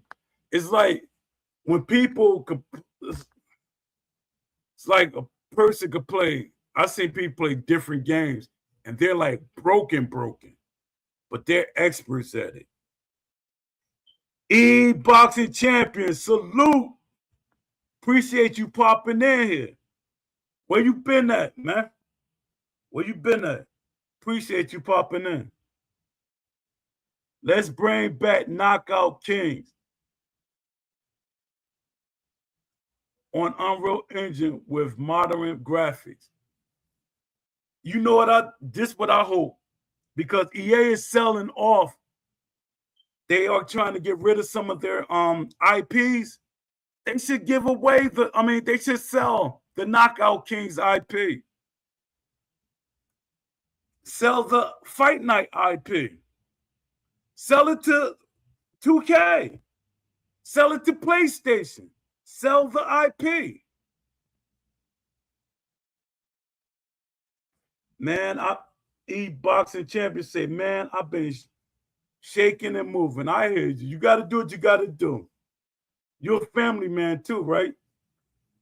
Yeah, you got to do what you got to do. Yeah, but EA, they're going to start selling a lot of their IPs. And either if they're going to make a new Fight Night, make it. Let us know. Or sell it. Sell this IP. You know, my thing is, I wish they could they sell Army of Two. I don't know if any of y'all know about Army of Two, but I wish they sell Army of Two IP. I was trying to buy an IP before. It's this game. I don't know if a lot of y'all know about it, but it's a tech sim game, and I was trying to buy the IP for it. It's called Title Bout Boxing, and my thing is I was gonna buy the IP and give it to EA or give it away to a company that wanted to make a game. But my thing is I was going to buy it so I could give it away because the way that game is structured is great for a career mode or a boxing game. And my thing was like, Dad. And the thing is, I was trying to get the owner who originally made it because he wanted to work with EA before, and EA turned him down. But I was trying to get him to help me with round for round. And they was playing around with him. They was playing, they didn't take him serious. Because he was like, I'll do you a favor. He said, I'll do you a favor. And any company you want me to work with, I will help them. And I was trying to get him to work with Undisputed. And Undisputed didn't pull him in, which was stupid. Because this man is an historian. He's literally an historian. And if you don't believe me, because he got a book out and everything, he sent me an autographed copy. And I forget the name of the book because I didn't look at it in such a long time. But he sent me an autographed copy of the book. And, this guy, he's a genius. He's good with tendencies, capabilities, and all these things. His mind. And I was like, he thinks like I think. It's just that he was able to implement it into something. And I was trying to get companies to work with him. Let me see. UFC is a better game than Undisputed. I hate that I'm saying that. I'm hating that you're saying that, but I got to agree with you. I have to agree with you. And guess who agreed with you? Beast. Beast agreed with you. I know he's gonna be mad at me, but he agreed with you. He think UFC game is better than Undisputed. But he also think the game is better than what some people think it is. But everybody got their own opinions because they know how to play the game. My thing is, if you win at something and it's broken, you're going to defend it. I'm wondering if it's possible to train AI to digest the code for Fight Night Round 4 and make something new and better. EA doesn't seem to see anything in that series anymore. And my thing is, they should sell that IP. And my thing is, I'm glad you said that. And this, I'm gonna see, can I do something with that? Let me see, can I do something with that? AI. Can AI code Fight Night Round 4? I'm gonna see, could I get scripts for that? Let's see, could I get script for Fight Night Round 4?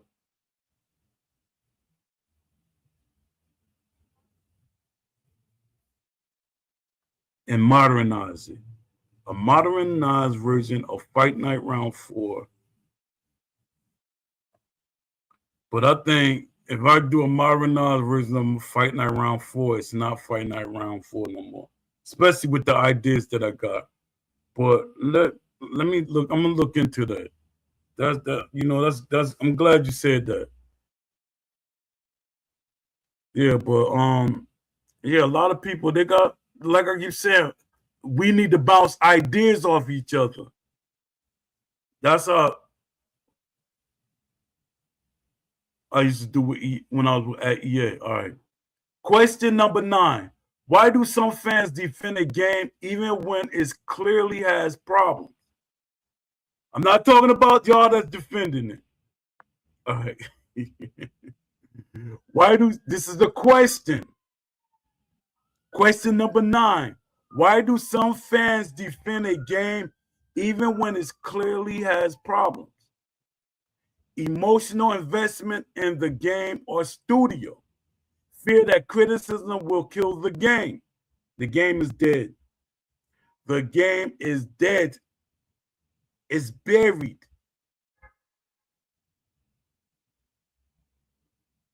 Loyalty to a brand or community identity. Some players confuse criticism with hate. Others may simply not understand the deeper systems of the game represents. Others may simply not understand the deeper systems of the sport the game should represent to me. All right, question 10.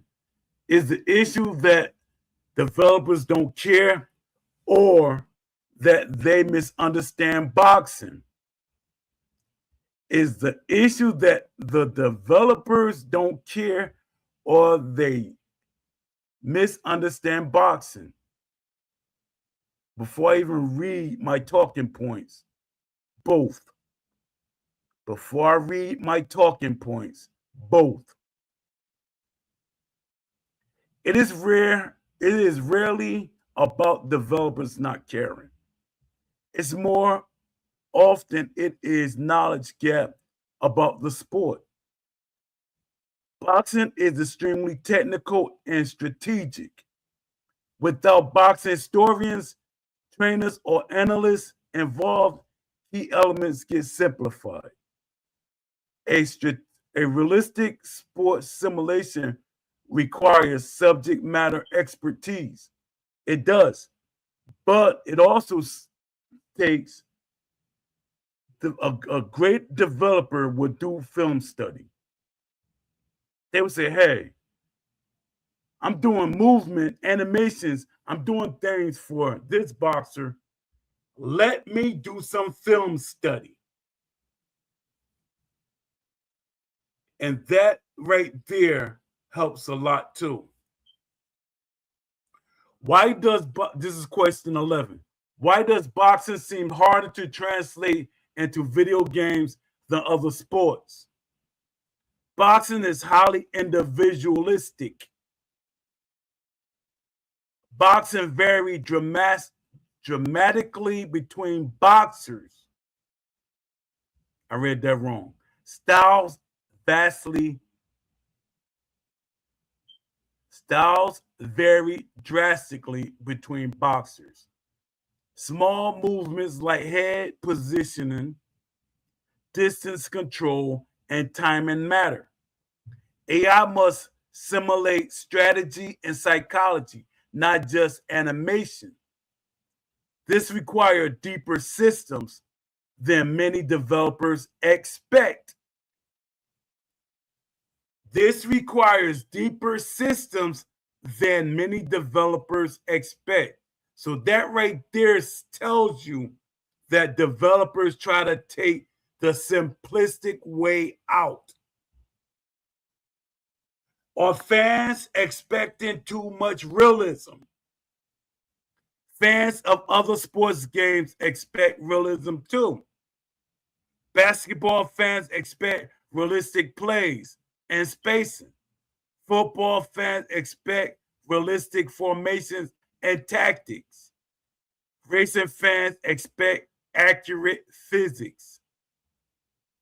Expecting boxing mechanics to reflect the sport is not unreasonable. Why no discussions about boxing video games? Why do discussions about boxing video games get so heated? Boxing fans are passionate about authenticity.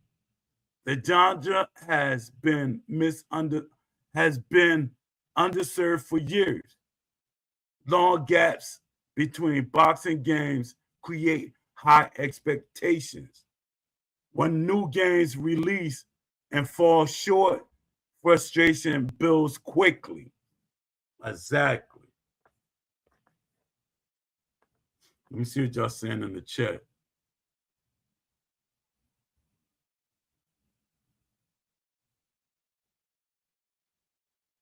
Boxing Champion say lots of people already have emulated copies.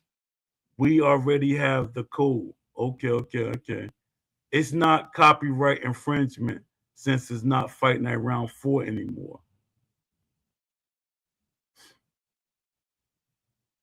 And it's a sunk cost fallacy. They spend a lot on it and have to justify their investment. Yeah, let me see. I think the devs at SCI don't have boxing knowledge. Exactly. And now they trying to use Jay Shep and CB as their boxing spokespersons when Jay Shep, no disrespect to Jay Shep, because Jay Shep is good at what he does for Art Raiders. No disrespect to you. I'm gonna talk about CB. CB doesn't say much. CB does not say much.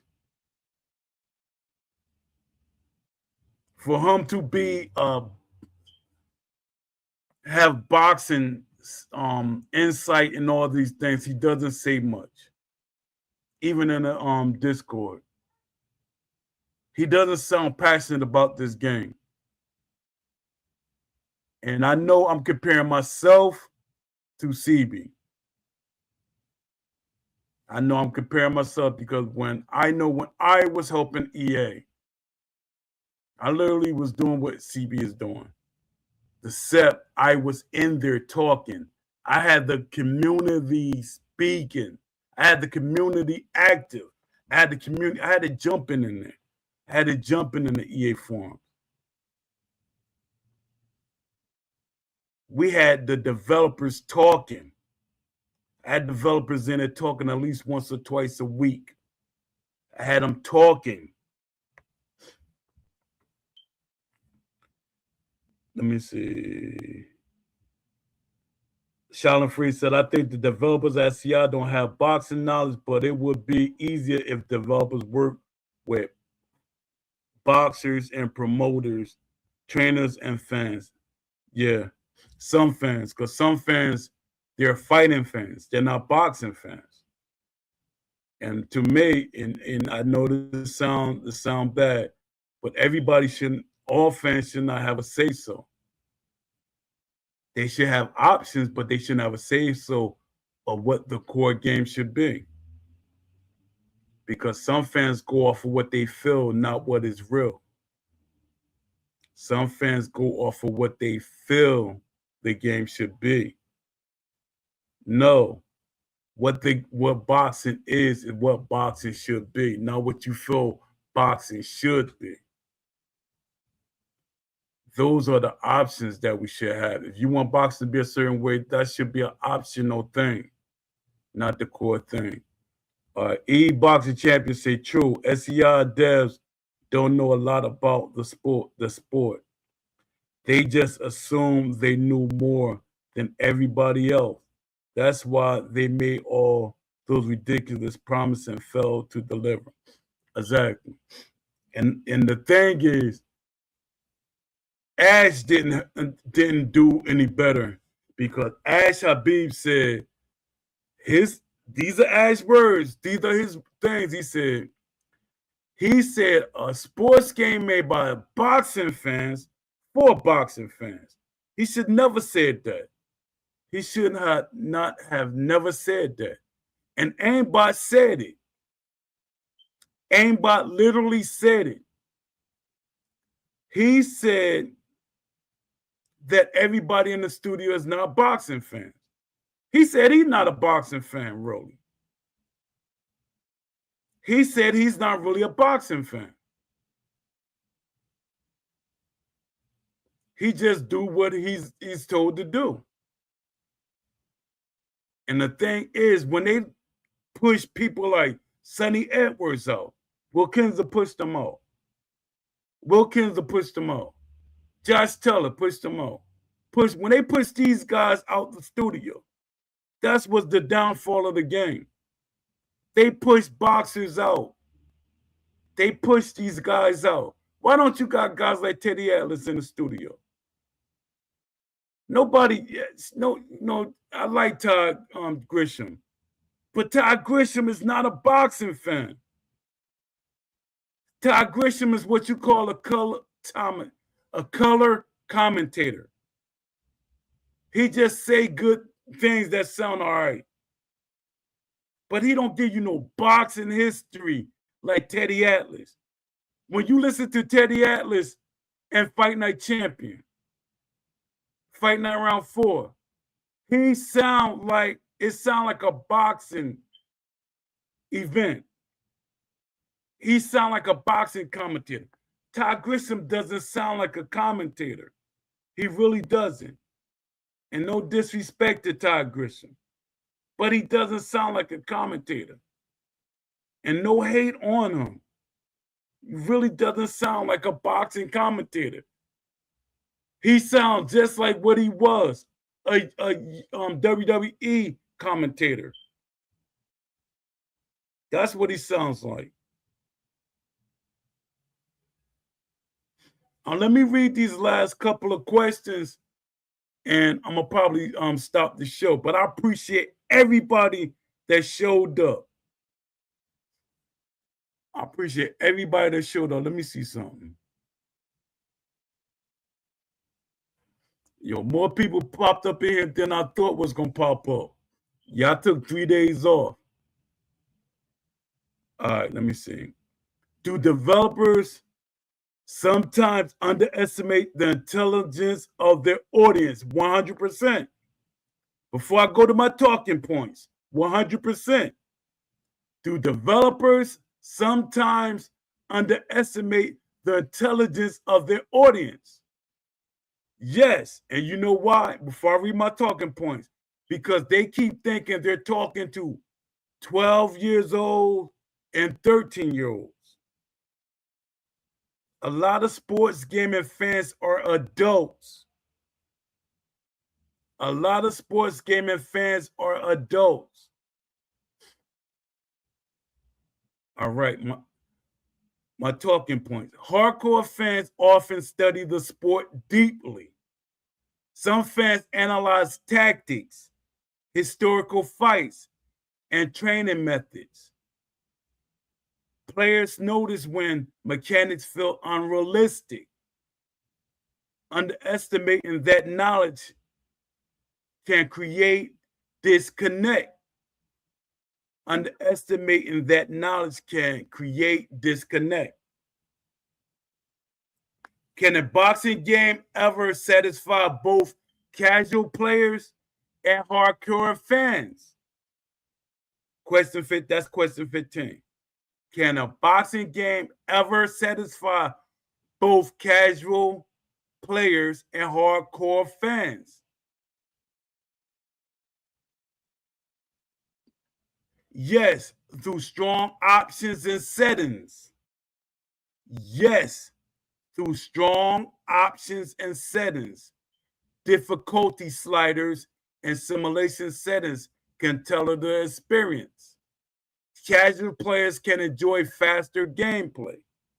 Hardcore players can enjoy deeper simulation system. Flexibility allows both audiences to coexist. Flexibility allows both audiences to coexist. Question 16. Why is AI such a critical part of a boxing video game? Boxing is a thinking sport. Strategy changes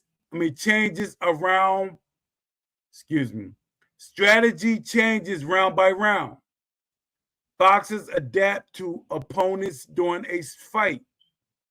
AI must simulate decision making, not just punch throwing. Without strong AI logic, the sport loses its authenticity. Question 17. How important is historical knowledge when designing a boxing game? Boxing eras have different styles and pacing. Fighters through different decades approach the sport differently. Studying past fighters can inspire realistic gameplay systems. History provides valuable design references.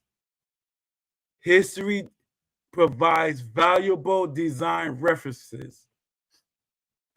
Why do some communities resist new ideas for improving games? Change can feel risky. Players get used to existing mechanics. Some fans worry complexity will alienate casual players. Others assume improvements are impossible without understanding the technology. All right, let me see what y'all saying in the chat.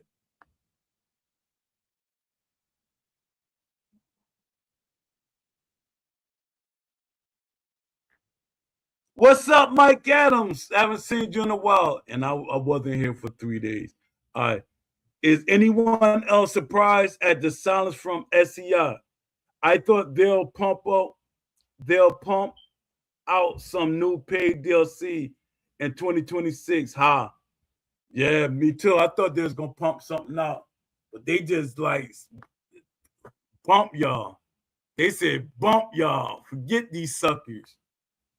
That's how I take it. They say forget y'all suckers. All right. What would a healthy developer community relationship look like? Yo, this goes right with excuse me. This goes right with what we was just talking about. What would a healthy developer community relationship look like? Transparent communication, honest discussions about limitations, respectful criticism from players, feedback that developers actively evaluate, mutual understanding that both sides want the game to succeed. We ain't getting none of that. We not getting none of that. Question 20. What should the goal at the boxing game, what should the goal of the boxing game community be? Pushing for authenticity and depth. Encourage thoughtful discussion about mechanics. Share knowledge about the sport. Support innovation in the genre. Help create the best possible representation of boxing and video games. Let me see what y'all saying in the chat.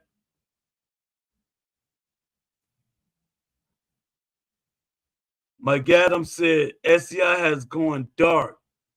I barely play it now. It's so unenjoyable. Exactly.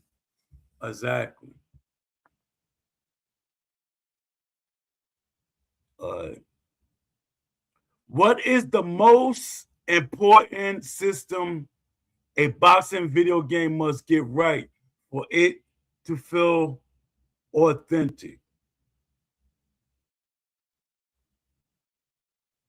This is a question I'm asking y'all. Y'all can answer. Y'all don't got to answer it today. Y'all can just answer it in the chat, and I can answer it, later. But my thing, the most single important thing, the mechanics in general.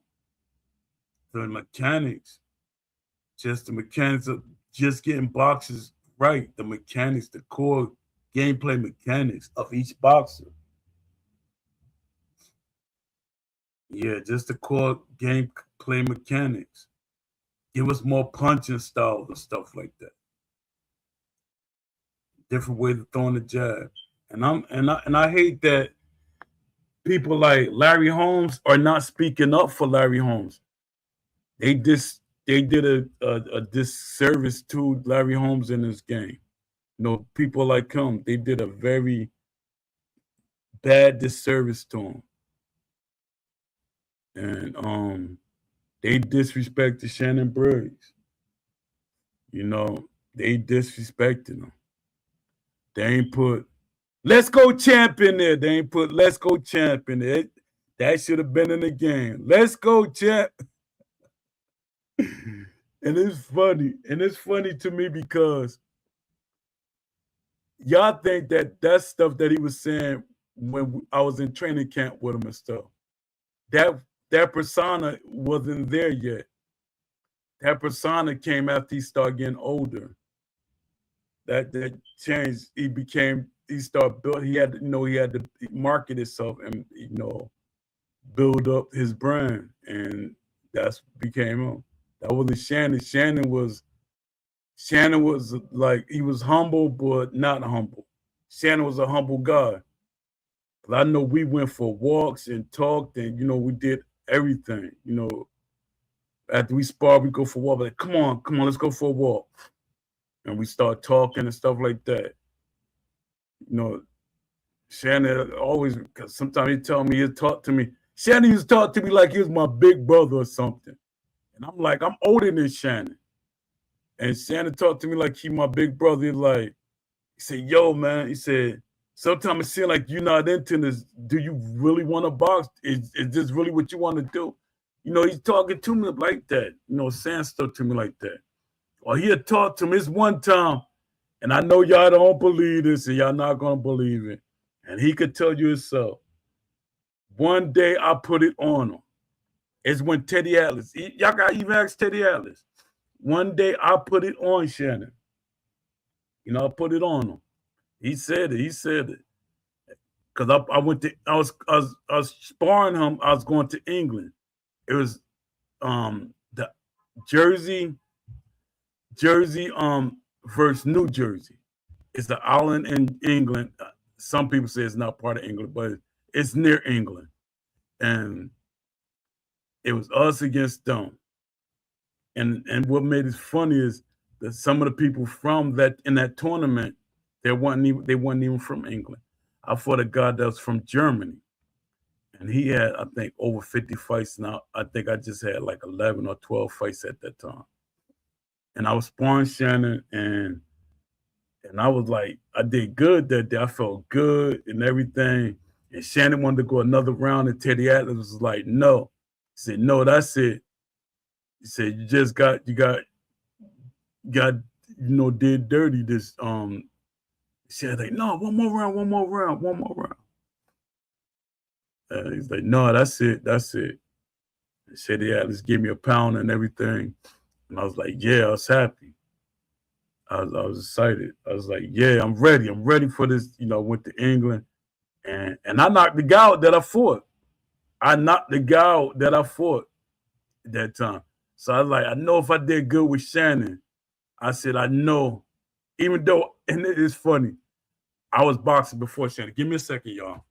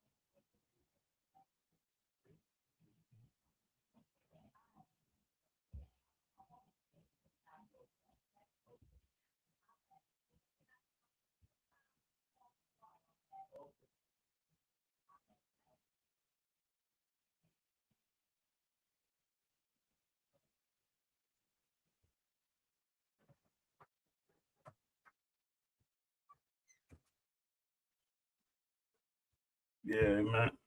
I'm back. Yeah. what I was talking about for love. Let me see what y'all saying in the chat. The most important thing is probably physics, in my opinion. Yeah, and no. Yo, let me see. Yo, Larry Holmes feel very unresponsive in the game. Yeah, I watched that because people. My thing, if Larry Holmes was put in the game the way he's supposed to be put in the game, you would hear a lot of people talking about Larry Holmes. They would be using Larry Holmes. They would be using Larry Holmes. Yeah, they should have put Shannon the Cannon in there. Undisputed like a British. No, you like a British boxing game for British boxing fans. Seems like only real famous US fighters in there.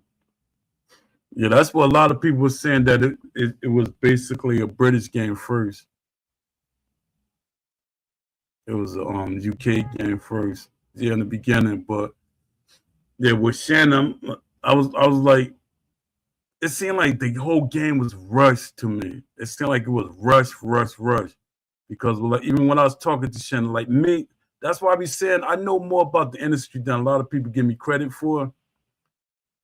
Because like even with Shannon, I was saying there should be 3 versions of Shannon, really 3 versions, if not 2. I mean, give us the 2, but it's 3 versions of Shannon Briggs. Because a lot of the earlier version of Shannon Briggs that a lot of people didn't know about too much about, but it was the early version when Shannon was just cracking people, knocking people out left and right with the locks in his hair and stuff like that. He wasn't saying, let's go champ and all that. But then you got the second version. He started getting built. He started getting muscle on him. He was bigger. His body was bigger. He had the locks in his hair, still had them braided and stuff. Then you got the bald-headed version that starts saying, let's go champ and stuff like that. It's basically 3 people, but we'll take the first one and the second one. And that should have been representative in the game. Each boxer should have had at least 2 versions of themselves. There should have been 2 versions of the game. Of the boxer. And that right there, it'd have been a good selling point. I know a lot of people saying about the DLC, but DLC would have sold more and nobody would have complained if the boxers fought like themselves, if everything reacted, if the game played smoothly, nobody wouldn't really complain. Or they would have complained, but they still would have been buying more. More people would have bought the game, bought the DLC, if the boxers actually had represented themselves. Let me see. I'm precisely said the game is more arcade than people think it. Yeah, it is. It really is. It's very arcade. Very arcadey. And it's the funniest thing. I remember there was a time when this game was brought out, we were talking, and I remember Azza saying he's gonna have an arcade mode for the game. In the beginning, he said, yeah, we're gonna put an arcade mode to this too. So that tell you that the game in the beginning, that wasn't their intentions. But somebody named Will Kinsler, I don't care, he can't beat me. You could put 20 people in the ring with me from the studio. They still can't beat me and make me shut up. So I still see that you don't worry me. But my thing is, let me stop playing like that. But my thing is, they start changing stuff so much that they watered it down with that accessibility thing. It was no options, real options, no sliders, none of that. That should have been key things. Your key when y'all start learning how to let me see, promote your game and advertise your game. Start off with the options. Start off with the options. Promote it, use the options. Optional people. We got the realistic version, we got the hybrid version, and we got the arcade version. Give us the options. You get more people to buy the game. Don't trick people into buying your game. You trick people into buying this game. Yes, the Wilkins, it was him, and I take all the fault for that. I take the fault, but it's still not my fault. It's still like people always say, it's Ash Habib game. No matter what, it's Ash Habib game. Yes, Will Kinsler influenced what Ash did, but it's not Will Kinsler game, it's Ash game. Ash just trusts Will too much. Ash need to take his game back and say, yo, Wills, I thank you for everything you did, but you gotta go. You gotta go. And his brothers that own their share of the game, they should be saying something too, but they're not. It says when you look up the documentation, it says the three Habib brothers. Ash Habib, his name, that's not his real name. We call him, I guess Ash is his nickname. Ash. Then they got Assad and Asif.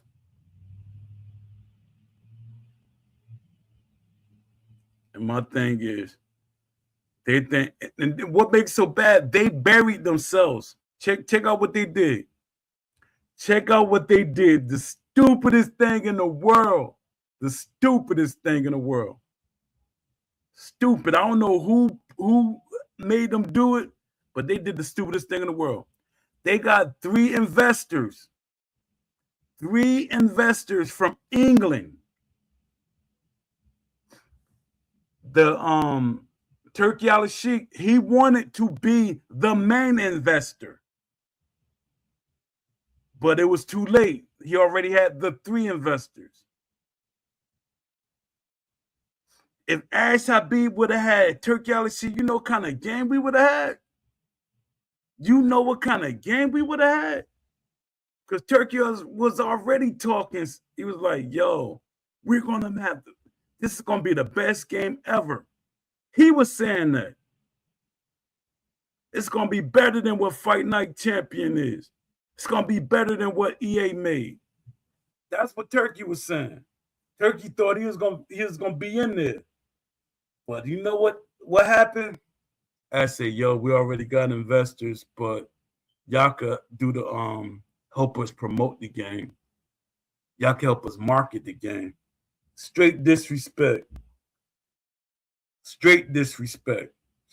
Disrespectful. And I know I hate making it out of a racial thing. But daggone Ash Habib, Turki Al-Sheikh. Jokers from England that's not what you are. They're not what you are, but you cut out somebody has the same background you have. Usually you want to bring somebody in that has your background that will benefit you, like literally benefit you. You know, I'm like, yo, when I thought Turki was like, yo, we gonna really have the game we want. And that just disappeared quick. And the graphics in the game are not really that impressive. Yo, I'm precisely going in. You've been going in for the full. You've been going in for 2 hours on this game. I'm precisely be going in. and the graphics in this game are not really that impressive. Yeah, they're not impressive. They were at first, but it's like they start watering the graphics down. People say the graphics not changed. They didn't change. Yeah, it did. Yeah, they did. 100% they changed. They changed. Lying. You people delusional. They delusional if they don't think the graphics look different. It's all fluff to me. Yo. Yo. Uncle Slicey going all out. He going out. Let me see. Let me see.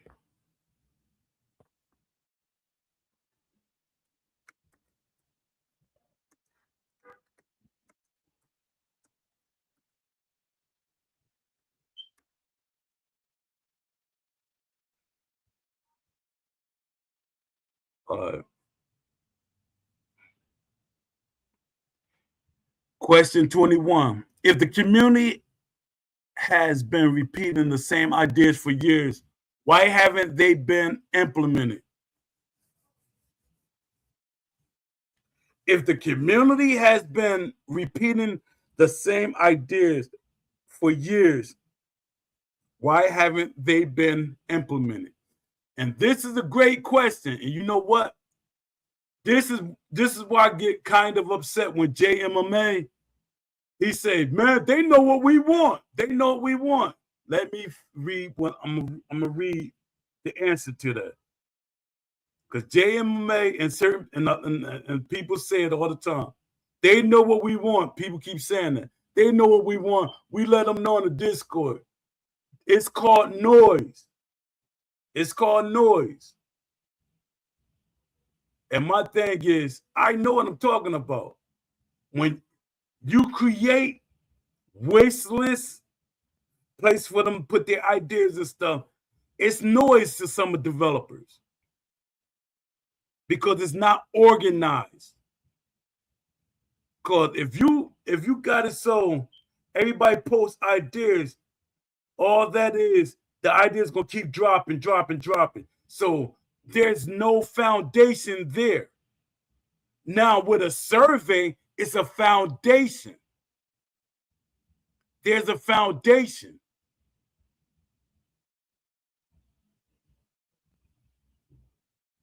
All right, let me get back to this question. If the community has been repeating the same ideas for years, why haven't they been implemented?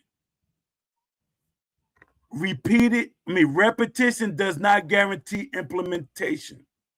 Studios may acknowledge ideas, but not prioritize them. Some systems require deeper planning than animations or visuals.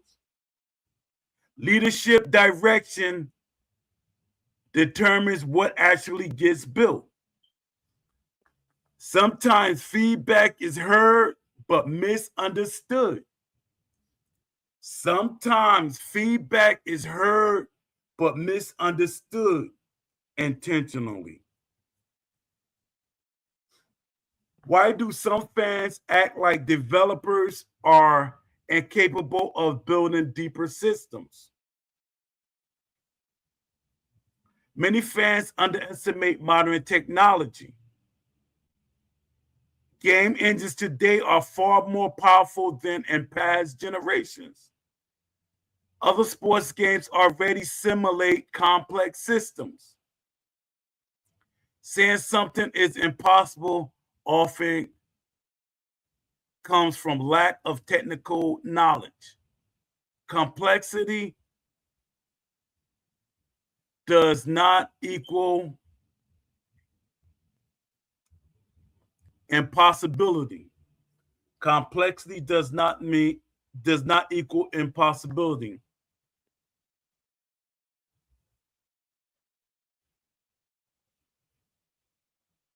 Is it possible that developers are listening but choosing a different design direction?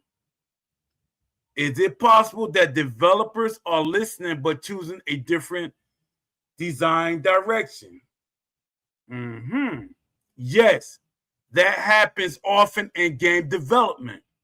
Studios may choose accessibility over simulation depth.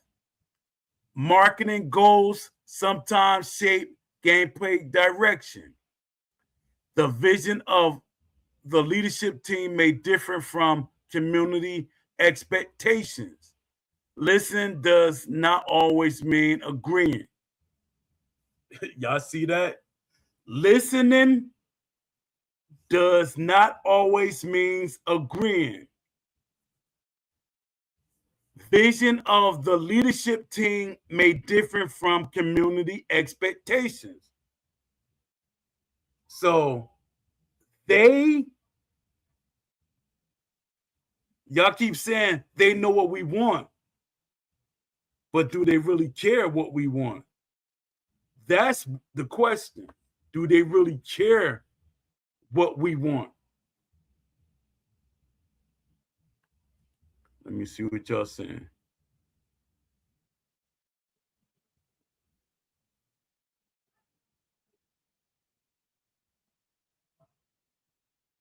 I'm precisely said ESBC look 15 times better graphically, 100%.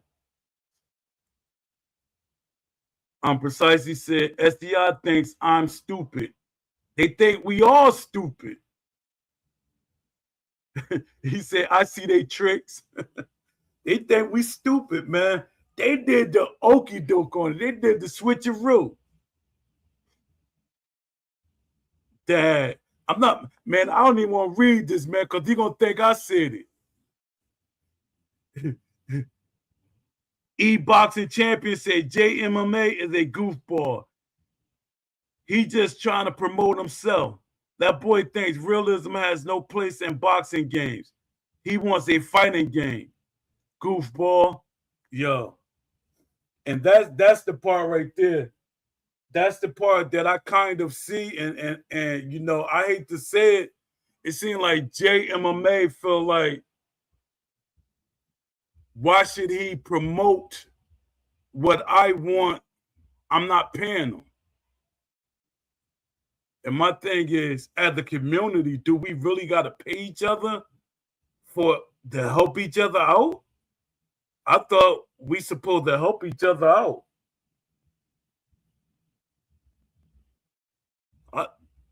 He's like telling me, like, you know, basically telling me, like, Poe, give up on the survey, give up on, you know, keep asking what they know we want. He keeps saying and he's like sticking with that 100%. They know what we want. They know what we want. No, they don't. They knew what we want. We wouldn't have the game that we got. If they knew what we want, we wouldn't have the game that we got. Now, all of a sudden, because they so-called got new developers, which I really haven't seen in the Discord. I'm seeing the same developers in the Discord. I see the same 4 or 5 developers that pop up in the Discord. So when people say, well, they got new developers, I don't see them. So I'm going to assume that they got the same people until I can see a better game or something different. I assume they had the same people.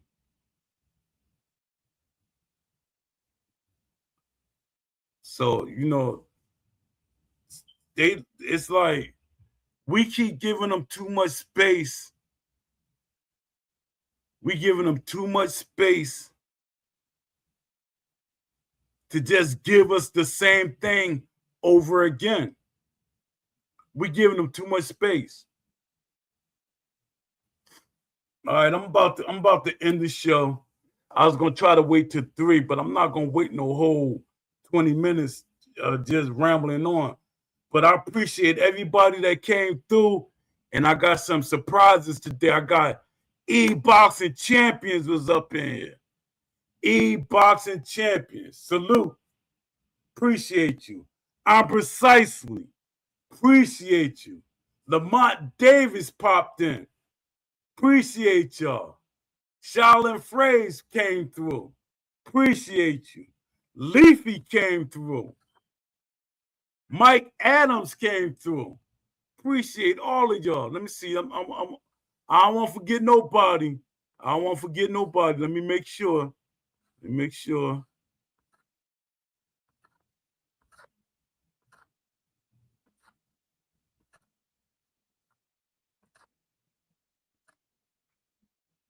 Oh, Boxing Lounge came through. You know, shout out to all of y'all, man. I appreciate y'all, man. Y'all made my day, man. You know, without y'all, this channel would not survive. Appreciate y'all, man. And Kazuma gonna just come in, man. You just gonna pop in, or you was in the shadow. You was in the shadow, man. I'm about to end the show, man. I appreciate you, Kazuma, man. I appreciate you popping through. I'm gonna be on tomorrow, man, 6 p.m., man. 6 p.m. Eastern time, man. Come through, man. If any of y'all see Aram, tell that Joker what happened. Aram he put that bin here today. He ain't pop up. But I appreciate all of y'all, man. I appreciate y'all, man.